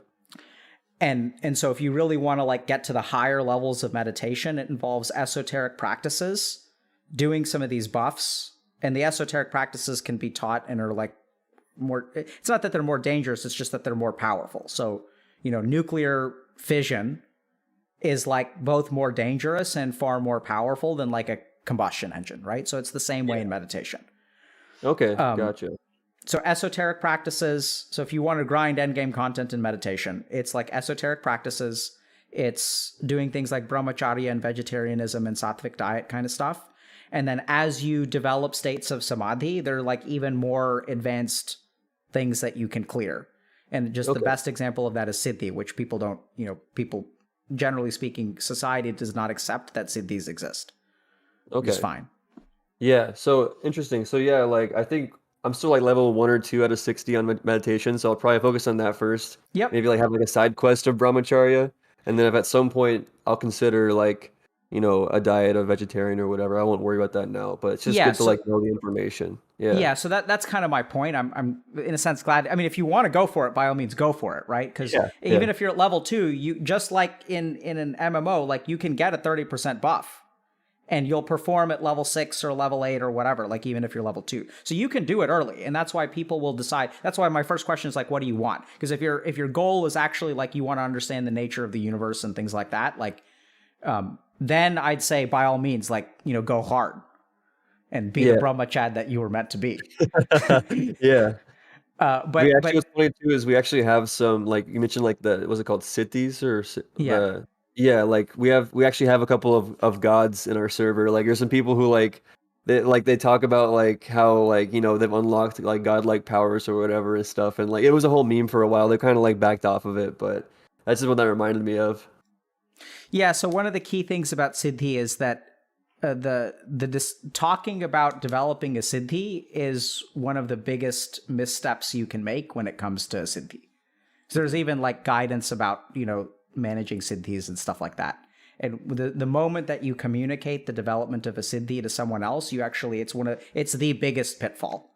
So Yeah. communication of a Siddhi and using of a Siddhi are the two biggest pitfalls that must be avoided. And then it's kind of like you lose that buff if you do either of those things, and then you lose the Yeah. Siddhi as a result. So it's kind of It reminds complicated. me, I forget the name of it, but like the Buddhist like little stories they tell of like they have like a meaning behind it. I forget what they call those, Koan? but I think so, yeah. And there's one that was like, if you meet the Buddha, kill him. That's what it reminds me of, is like, don't like reveal that, I guess development of that. And if someone walks around saying like, I am Buddha, I am Jesus, like, like it's just like, I guess the whole point is like the koan has more behind it than's actually at surface level. But that's kind of what I got out of that koan. Yeah, I think when it comes to meditation, I think the tricky thing is that so most people will start meditating for either one of two goals, either a material goal or an immaterial goal. So like I'll come to people and they'll say like, oh, like for example, like I went to TI recently, right? So I have this group of like 6 pro gamers who are competing in a $45 million tournament. And they're like, we want to meditate so that we can win TI. So that's like material gain. I Yeah. also see that with, ER physicians who are like, I want to meditate so that I don't like, when I'm going into surgery or I'm doing some procedure, I don't get distracted and I'm exhausted and I've been on the ship for 24 hours. There's a material gain. The other reason that people do it is for an immaterial gain. So this is like, I have anxiety, so I want to control my thoughts. I want to feel less depressed. I want to build more self-esteem. I want to have more compassion. But still, both of them have gains, right? They're looking for the big gains, man. That's what we're all about. And the big irony is that as you become successful in meditation, you get those gains, but what you lose is the goal. So then it's like, as you meditate successfully, you begin to realize like, oh, this is not actually what I'm looking for. And so this also has to do with Siddhis. Siddhis are essentially a very high or intense, it's a high level mob. There's a low level mob, which is as I meditate and I become better at life, can I let go of the goal of becoming better at life? And if you don't let go of the goal, you become more worldly and you lose spiritual energy. And then you've lost the point of meditation, even though it worked. You failed, even though it did exactly what it was supposed to do. Right. Yeah. There's like levels to it. Like I've heard it in 2 ways, one by Ram Dass, one by Alan Watts. Ram Dass in the book called like A Journey of Awakening, or maybe A Journey to Awakening, he talks about like how like as you meditate, many people experience like, more women being interested in them, more career success, again, these worldly material gains, and that'll trap them and they won't actually go to the next level. And then Alan Watts in one of his talks, he talked about like the idea of like the ego being like there's like a building, right? And there's these robbers on the first floor. And my awareness is the police and my ego is the robbers. And then as my awareness comes into that first floor, as the police go into that first floor, the robbers just go one floor up. but there's multiple floors above that. So like you might think like boom, like robbers are floor 2, awareness is floor 1. I'm like, oh, I got it. Like I'm I'm awakened, I'm enlightened, whatever. Yep. But in reality, it's like there's still more up there, you know? Yeah, well said. I think both of those examples, because I think, and if you kind of think about it, like the Ram Dass example, so as women get interested in you due to meditation, then, and I can personally attest to that, because women did give me a second glance, and then I came back from India and met my wife, and it was like, wow, she's way out of my Easy league. clap. Easy clap, really. It was, I didn't even realize I didn't understand. Yeah. There's anyway, so, and so what happens is as you meditate, you become more materialistically successful. And as you, like, it's kind of like, it's almost like one of these, like, it's almost like Who Wants to Be a Millionaire, where it's like you answer a bunch of questions, and at any point you can cash out. But if you cash out, the game ends. Yeah. So as you start to meditate, and I've seen this a lot in spiritual communities, chicks get into you, or men get into you, whatever. And then if you start like engaging in that, then like your spiritual like growth stalls. And you'll see these people at ashrams who are these like man sluts who will just, they'll be like, oh, I'm living in the moment. Like, let me like live in the moment with my penis inside you in some way. Like, it's like, and it's just false spirituality. Yeah. And essentially so this is what happens with meditation is as you grow and you level up and the prize pool gets bigger, the temptation actually becomes stronger. And at the end is like a siddhi. So like once you have the power to, for example, like, let's say you're like Jesus and you can like bring the dead back to life. The temptation to use that power is incredibly great because you can even accomplish so much. Mm-hmm. And so the second that you like do that, you still fall off. And so the temptations, like as you accumulate that Shakti, that energy, like energy is it's just Shakti, right? It's not like, and so it can be used for anything. Like I have nuclear fission that can be used to power an entire city or destroy an entire city. Mm-hmm. All that happens is like, we're going to start with fire, and then we're going to use steam power, and then we're going to use like a combustion engine, and then it's going to be coal mining, and then it's going to be like nuclear fission. And so at any step of the way, you can kind of fall off the path, and depending on where you fall off, your material gains will be the same amount of Shakti that you've accumulated. And so a lot of times when I work with people who are like CEOs and stuff like that, they're looking to get a big material gain. And ironically, like a good example of this happens very often. So 30% of the people I work with will come in and they'll say like, I want to do better at my job. I don't want to get fired. I want to like crush it. And then within 18 months of starting to work with me, they decide to quit.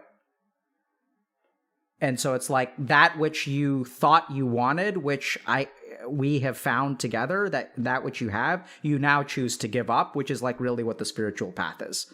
It's a sequential amount of like giving things up that you thought you wanted. And high up on that list is brahmacharya. So first it's like, I'm not going to watch porn. And then it's like, I'm not going to eat Fritos. And then it's like, then I'm going to give up video games. I'm going to give up this. I'm going to give up this. And then like at some point, it's like, you know what? I'm going to give up sexuality entirely.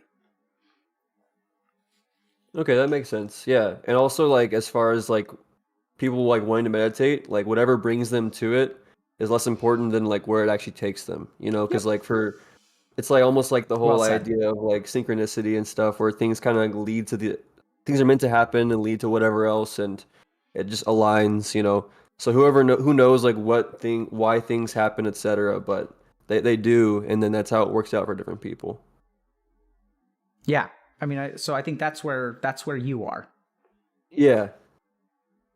Which is, wait, where exactly? Sorry, is it like?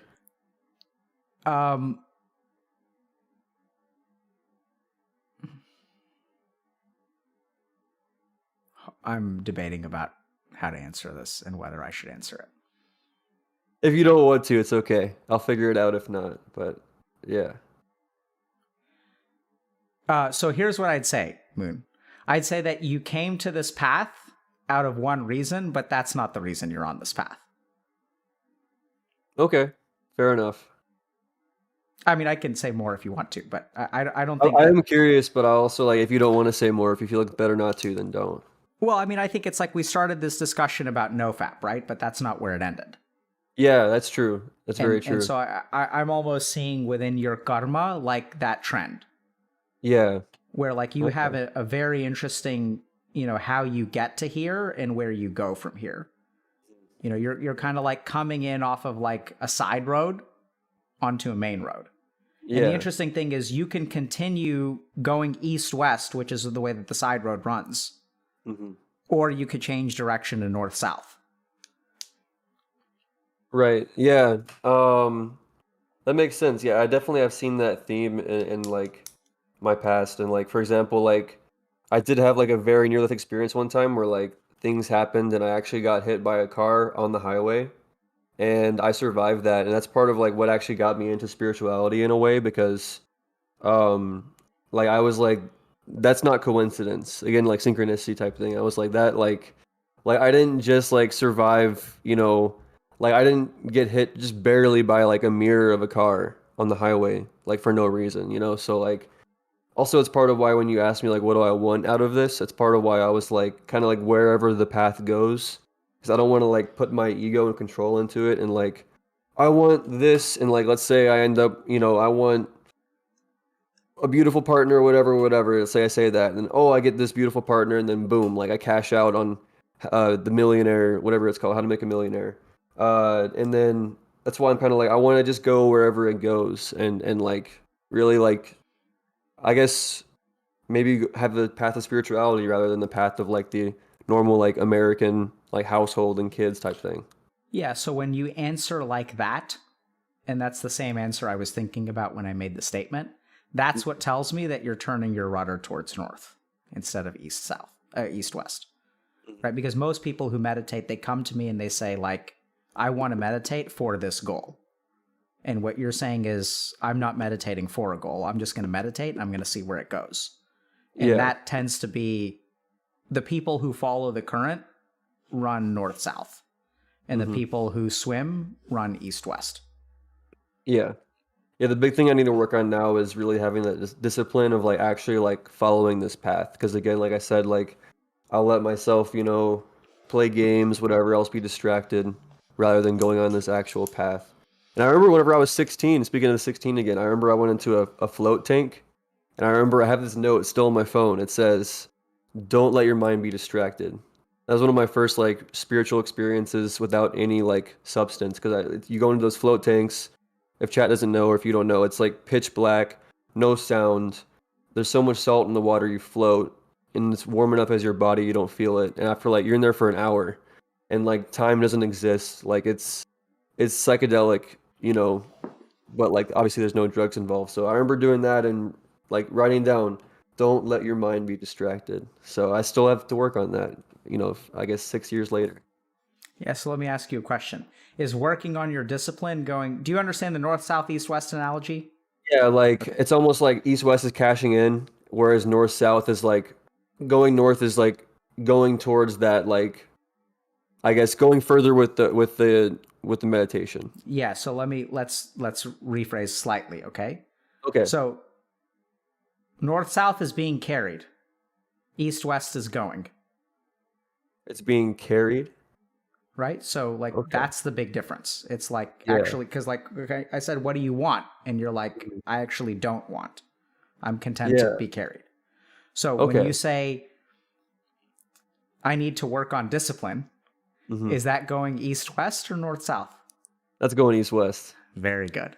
Yeah. So now what do So you do? yeah, it's just yeah, just like definitely like it's more like rather than like even being like, oh, I need discipline, it's in a way it's more like letting go and really just being with like the moment or like just like the I don't know how to else to say it, but I yeah. think you understand. Very good. Yeah. So you don't need discipline. Right. That's true. By all means, chase after it. Yeah. See But where it goes. See what happens. yeah, I think you'll discover that it's futile. Yeah, But for by all sure. means, chase. Yeah. Interesting. Yeah, no, there's like all these things that happen in my life and like I don't know, like I'll meet some people too who like are more like in tune to like, you know, that like spiritual side of things, or like the in the way of like the physical plane of existence and like the spiritual realm that like we can interact with but don't really like exist in.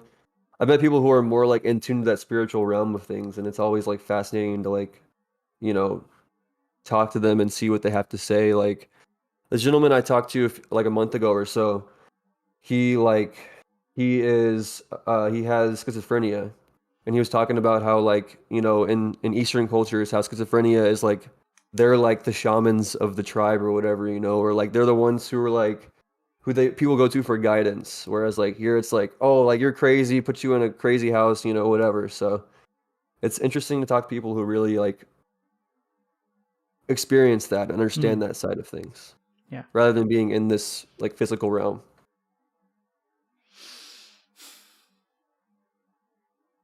Yeah. So I kind of feel like I sort of felt like what I wanted to share with you was the final way about you said I need more discipline. I think that felt like a good stopping point to me in terms of Yeah. what I have to offer you today. It doesn't Hmm. mean that we have to end now, but Yeah. um, I think my karma in this life is to bring you to that point, Hmm. and that karma feels complete to me now.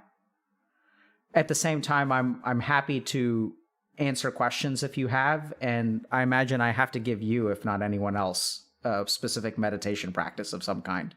Yeah. So I guess like you said, bring me to that point, and the point maybe I'll say in my words what I think you mean by that. So maybe you can clarify things or correct me. So that point you like brought me to was like realizing like the whole analogy of north south east west, and realizing that even the idea of like me saying like, oh, I need discipline to meditate is the east west, even though like in my mind it was north south of like, oh, discipline myself to meditate rather than like meditate to meditate. Excellent. Yes. Yeah. Okay. So that's a good example of the robbers moving up a floor. It's still a Yeah. desire. It's Yeah, still I a see what you material mean. Like gain. I was like the Yeah. robbers were like, okay, now you desire discipline. Yep. Ah, we got him. He's trapped. Yep. Like, Yep. Yep. Yep. Yep. Yep. Yep. Yep. Right. yeah, So gotcha. well done. Inter- You set yeah, that trap up all by yourself. yeah, I did. I definitely did. Yeah. Right? Um, but yeah, if nothing else on this topic, if we, I don't know what time it is. I have my thing full screen, but if we wanted to wrap back to the other side of things, where you mentioned before of like relationships or what does it mean to be on NoFap, as far as like having sex, things like that, we can go back to that if you want, or if you have anything else you wanted to cover on this side of things, or we could wrap it up with meditation, whatever you want to do. Yeah, so I feel like talking about you're not the right person to talk to about NoFap. Okay. Okay. Right? Yeah. Fair enough. So I appreciate that that's where, I respect the journey you've been on and stuff like that. But I think oddly enough, the reason we have these conversations on the internet is to help other people who can relate to where you are. Yeah. I think the people that we've helped with this conversation, hopefully, are the ones who understand this east west north south thing, the ones who beat themselves up over not being good enough meditators, Yeah. Fair right? enough. It's almost like, in a way, I'm like the person who came to you for meditation to be better at my job, but then I realized like I wasn't actually here to get better at the job. I was here for, you know, another reason, I guess. And like in this case it was like I came here for no fat, but that's not really like where things went as far as like my path. Like in a way like in a way it's almost kind of like how I said, "Oh, I need more discipline." And in a similar way my brain is like, "Oh, I need to do no fap, or I need to do brahmacharya, or I need to do uh not watch porn." It's almost like identifying with that rather than just like going north still. Yep.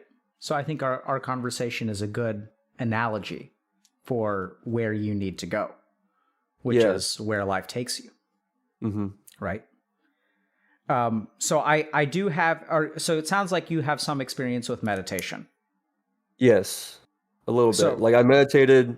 I don't have it as a practice yet, but I've meditated. Yeah. So, Moon, are you able to detect without the use of your fingers which one of your nostrils is open?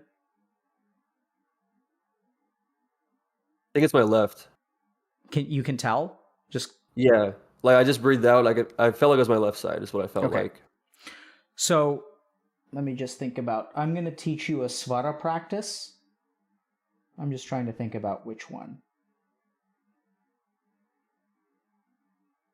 Give me a second. Yeah, no worries.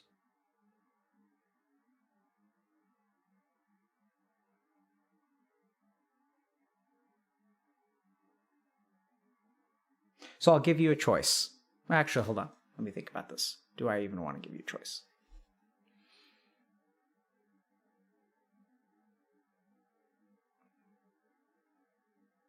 Okay, so yeah, I'm going to give you a choice.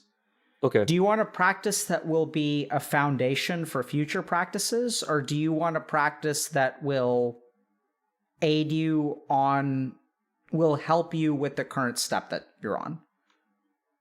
I lean towards the latter, and also I feel like the former might be what I had actually done in my Discord on Wednesday, because I'll describe it like it was the one where you put your two fingers on your third eye, and then you inhale one side, or no, I think it's inhale, switch, exhale, inhale, switch, exhale. We did that for a little while, so that might be the first one you mentioned, I think, No, but it's that's not. it's beyond Okay. that. But Okay, never mind. But yeah, I guess it's good. I So lean towards the latter as far as the this is two. going to be kind of a weird practice. So I want you to sit up straight. Okay. Okay. So when we exhale, the breath leaves our body, right? Through our nose. Yeah. So what you can do is you can use the palm of your hand, preferably, are you right-handed or left-handed? Yeah. Okay. Right-handed. So you can use the palm of your hand or the back of your hand, whichever one kind of feels like more natural. And as you exhale through your nose, I want you to see how far down the breath travels. Does that make sense? So as Yeah, you, so like see where I can still feel it coming out of my Mhm. nose. Okay, And yeah. before you do it, I'm going to ask you, what is the relationship between the strength of what you put into the breath and how far the breath travels? I would say they're correlated. Like the more I put into the breath, the further it travels. Okay. So like the more we try in life, the more we get, right? Well, it seems like that might not be true in some Okay, so ways. why don't you close your eyes and do the practice and see what you can Okay. discover. What is the correlation between how hard you breathe and how far down the breath goes? So inhale and exhale through your With the nose nose. and keep your Okay. eyes closed.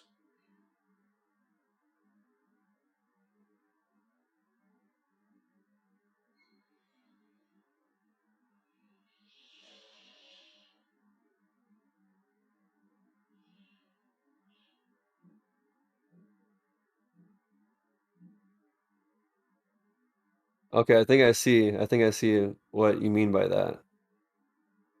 Okay. Like it, should I keep doing it or should I describe like what I You're welcome to describe it, but Okay. Like I think what I see is like when I breathe out faster, it feels like I feel it here more intensely, but I don't feel it lower as like at all or not as much.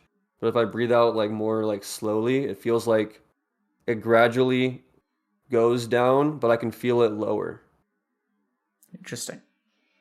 So you almost seem to be implying that the opposite of your original belief is correct. Yeah. That the less you try, the further you go. Yeah. And I mentioned earlier disc golf, and that actually also applies in that where like as far as the form for how you know what disc golf is, by the way? Mhm. As far as like how you throw it, the more I try to like really throw it far, I'm like it doesn't go as far. But like if I really relax and just like be with that form and just like let my arm like just snap and relax, it goes further. So it's like almost that's what my first thought of it too. But um yeah, I think I see the point of that exercise. Yeah. So, okay, so you came to an answer quickly. So I'd say you can still continue to do it Okay. and see how far the breath goes. See what you Yeah. can discover.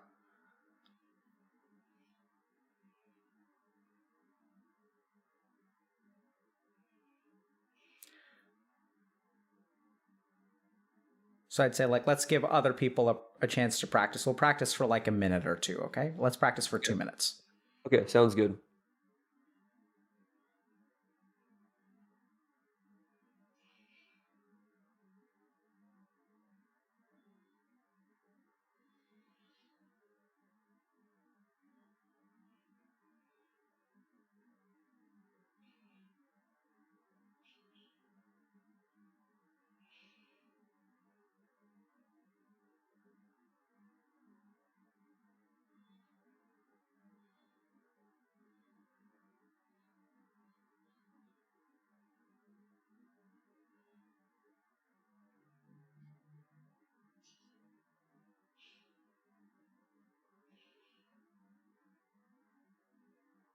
Why don't you do 3 more breaths and then come back to us?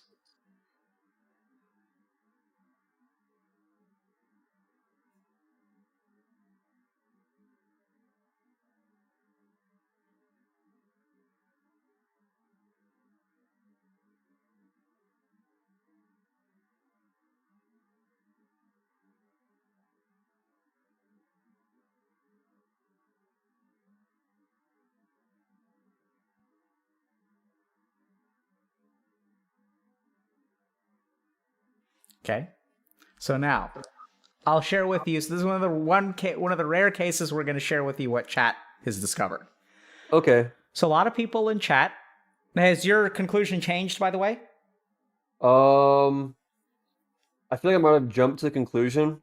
I definitely did, but like it seems like I don't know. Like I guess whenever I breathe out hard, like I can feel it lower. Maybe I don't know. It's hard. I actually don't really know. I'll be honest. Okay, so that's totally fine. So one thing Yeah. that I'll tell you, Moon, is that this is not a practice for you to do once. It's a practice for you to do every day for a year. Okay. Okay? So like, and it's kind of weird, but like, I'm giving you an east-west, but you're going to end up going north-south. So this is the other tricky thing about teaching meditation is oftentimes like, it's like running a placebo-controlled experiment where like in order to achieve what you want to, you actually have to like not tell people what you're shooting for. Because if you tell people what you're shooting for, it'll become east-west and they'll lose the north-south. Does that make sense? Yeah. Yeah. So just do the practice. I think you'll gain, I'm confident that you'll gain what you're supposed to gain. You don't have to do it really for a year. You just do it until you're done doing it. Okay? So your initial thing was that actually like the harder I blow, like the less distance it travels. Some people are saying the opposite. The majority of people are saying, the harder I blow, the further it travels. Some people are even saying that it's independent of how hard I blow and it travels the same distance. So let's just think about this scientifically, for example.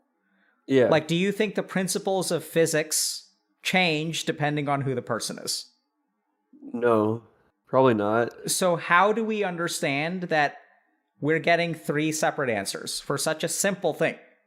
Probably perception, like what I perceive to happen, maybe what I previously like assume will happen is what I'm more likely to lean towards, or like But is that what something happened in else. your case? I guess no, my first thought was like I'd feel it further and then like softer I wouldn't feel it as far, I'd feel it further as I breathe harder, but my first reaction was the opposite though. So but I also part of it was because of the whole idea I mentioned where like I've seen the idea of like also kind of like when you said like, oh, so does trying harder make more happen? And it reminded me also of like if I really try to force something to happen, is it going to happen any more than if I like kind of let go? And the whole idea of like, letting go again. So that's kind So of why I probably went that way yeah, too. so Yeah. maybe I planted a seed. It wasn't truly a blind trial, right? So as the investigator, I biased the results by asking a question in a particular way. That could explain it, Yeah. Yeah, it could be. right? But it's still kind of strange. And I think this is where so it's interesting because people are saying all 3. They're saying the harder I blow, the further it goes. The harder I blow, the less far it goes. Some people are saying it's completely independent. So it's got to Yeah. be one of those. Right. And so this is why I think the other thing is like there's a reason I'm giving you the practice. Hmm. right? So a big part of like meditation is that everyone doesn't benefit the same way from the same practice. It's about understanding where someone is and which practice they need. So good luck. Yeah, thank you. Yeah, my first thought about that, you don't need to like answer me or whatever, is maybe like the like as far as awareness or like how soft it might be. Because like I felt like when I was down here doing it softly, it was a very subtle like feeling, whereas like up here doing it hard, like I definitely feel it a lot more. So that's like maybe my first Good. thought about why So I thought that. Yeah. you're doing good, Moon. So this is where I want you to keep doing it Yeah. and understand through this practice all of the nuances of why am I able to feel it here? What am I able to feel here? What are all the dimensions of such a simple thing? Yeah. And I think that like something about your disc golf analogy, something about going with the flow versus pushing something, all of that stuff, like there's like a, you kind of talk about synchronicity, but like there's a fundamental principle here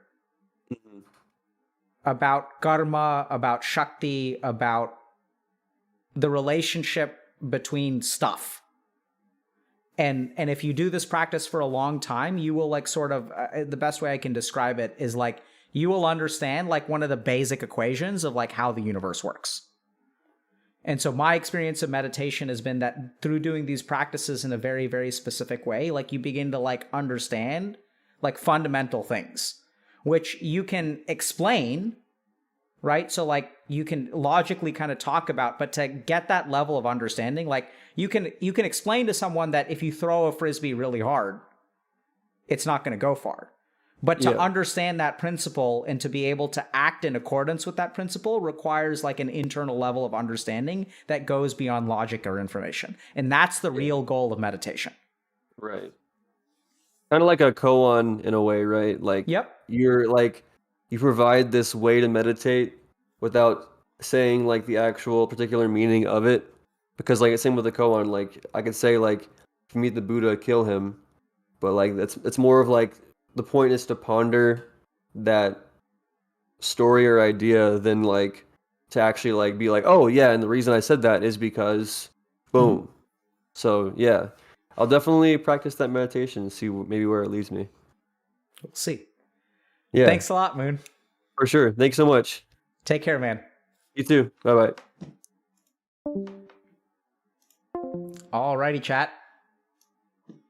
So y'all should play with that meditation too, right? It's not necessarily about so this is the other big thing about inquisitive meditative practices. So if you guys are being given an inquisitive meditative, it's a lot of itivs. Notice that your mind comes to a conclusion right away, right? Especially if you're a Vata like Moon is. And so oftentimes the mind will be, oh, I'm done. Easy, done, finished. Moving on to other things that engage my curiosity. There's not enough dopamine in this. I figured it out. I'm done. But the whole point of these practices is that you can start to enhance your subtle awareness. You can start to understand things that are like a little bit deeper. And once you start to understand those deeper principles, much like Moon, you're going to start to see like threads throughout your life. And this is really bizarre, okay? From like a scientific perspective, that we can have a conversation about like, being hit by a car, growing up religious, moving away from religion, being Mormon, playing disc golf, and meditating, and NoFap. And that there's a single thread that runs through the conversation. Now, from a neuroscience or scientific or psychological perspective, the simplest explanation for that is that, and we know this to be true, that the human brain seeks to make patterns out of things that there are no patterns in. That's what our brain does. So the simplistic explanation is that there is no actual thread. There's no reality to the thread that runs between these 5 or 6 conversations. It's just our brain's way of interpreting meaningless stimuli and like putting them together. But is that actually true?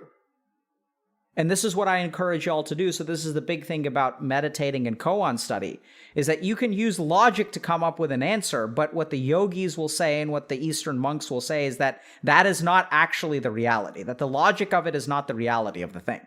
That reality is actually independent of like the logic that our mind constructs. And so if our mind constructs a pattern, like that's not actually what we want to move towards. And what we actually want to do is focus on experience and what we can actually detect. And as we stew on that, as we sort of contemplate it, we will gain things. And this is where, you can also look at the research on meditation, because like the research on meditation is like overwhelmingly good, right? Improves attention, improves focus, improves memory, leads to greater compassion, leads to greater happiness. So do the practice. And be careful if your mind says, because I don't know that everyone's kind of ready for this, but your mind may say, oh, I figured it out. And that's like I gave this practice to him. And so if you're kind of where he is and you're able to be patient and you're able to set aside the original conclusions, the conclusions that your mind comes to right away, it's Dunning-Kruger, basically. Then this is a good practice for you.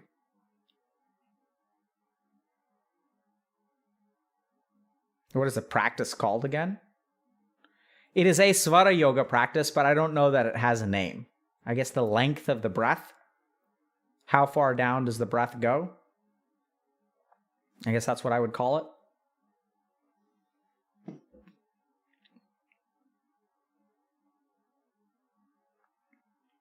So there's one question. We're going to do one question.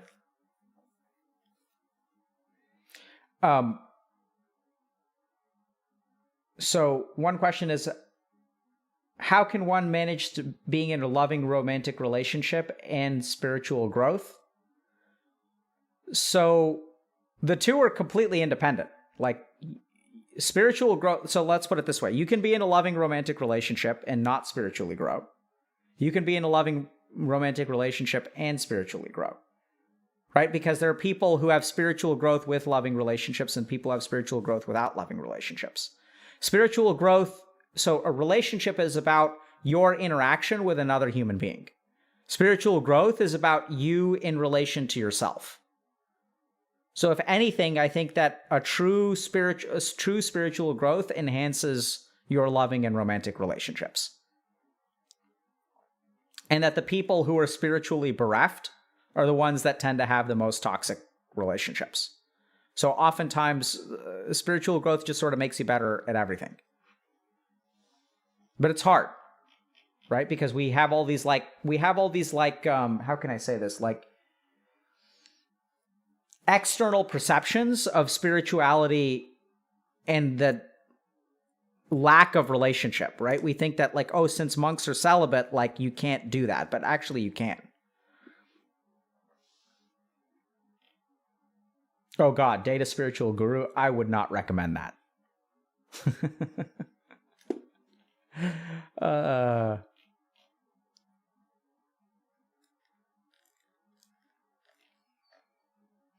Is spiritual growth like the global XP buff for all your skill trees? I would say that spiritual growth is like the pay to win mechanic in games nowadays. It's just so OP. It's like, the pay to win mechanics where they're like, yeah, if you just give us some money, we're just going to like give you just flat buff. It's not even like an EXP skill buff. Like, it's more OP than that, dude.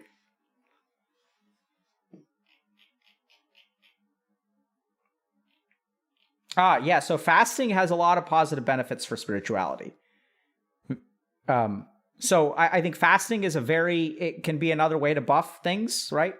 Buff your consciousness, but you have to understand how to do it properly. We may talk about fasting. We may do a lecture about fasting, like intermittent fasting, physiologic benefits, spiritual benefits. That sounds like a good thing to do. No. So you guys know that spiritual gurus were the first pay-to-win people, right? Because like that's actually what they did, right? Like these prosperity gospel folks, they're like literally it's pay-to-win. Like send me your money, and you will get spiritual buffs. They're the first people that discovered the pay-to-win model. Like some of these companies, nowadays they're like, The spiritual gurus have been doing this for years.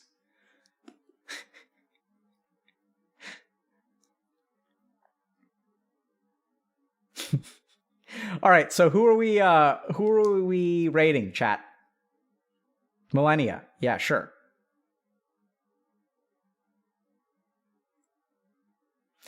So yeah, so in terms of fasting, like there's a whole thing. So this is the problem. Like when one person asks a question about fasting, it's like one of the challenges of answering questions is that people are looking for simple answers, whereas like the answers are not always simple. So fasting has a lot of different dimensions, right? So this is at least my experience. So I learned how to fast during monk training.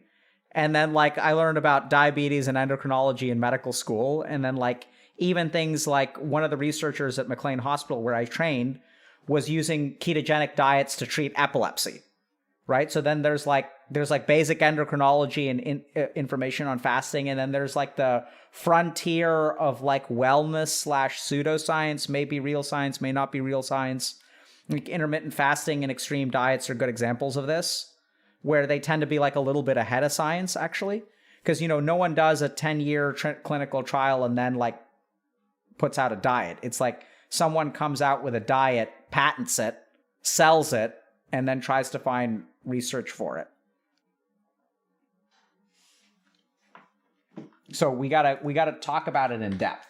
That's the reason why we have things like Dr. K's guide, because like if you want to talk about depression, anxiety, diet, neurotransmitters, you know, the vagus nerve connection between the brain and the gut, like there's a lot of detail there, which if you really want to understand it, you kind of gotta go into.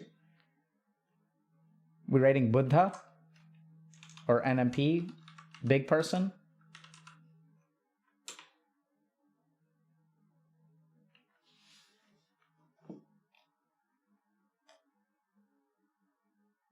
Pokemon?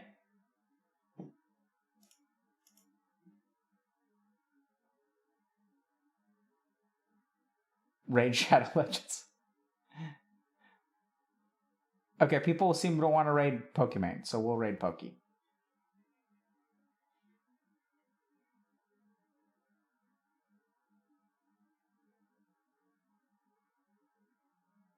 Katamina? I don't know, chat. Y'all tell me, dude. It's your raid.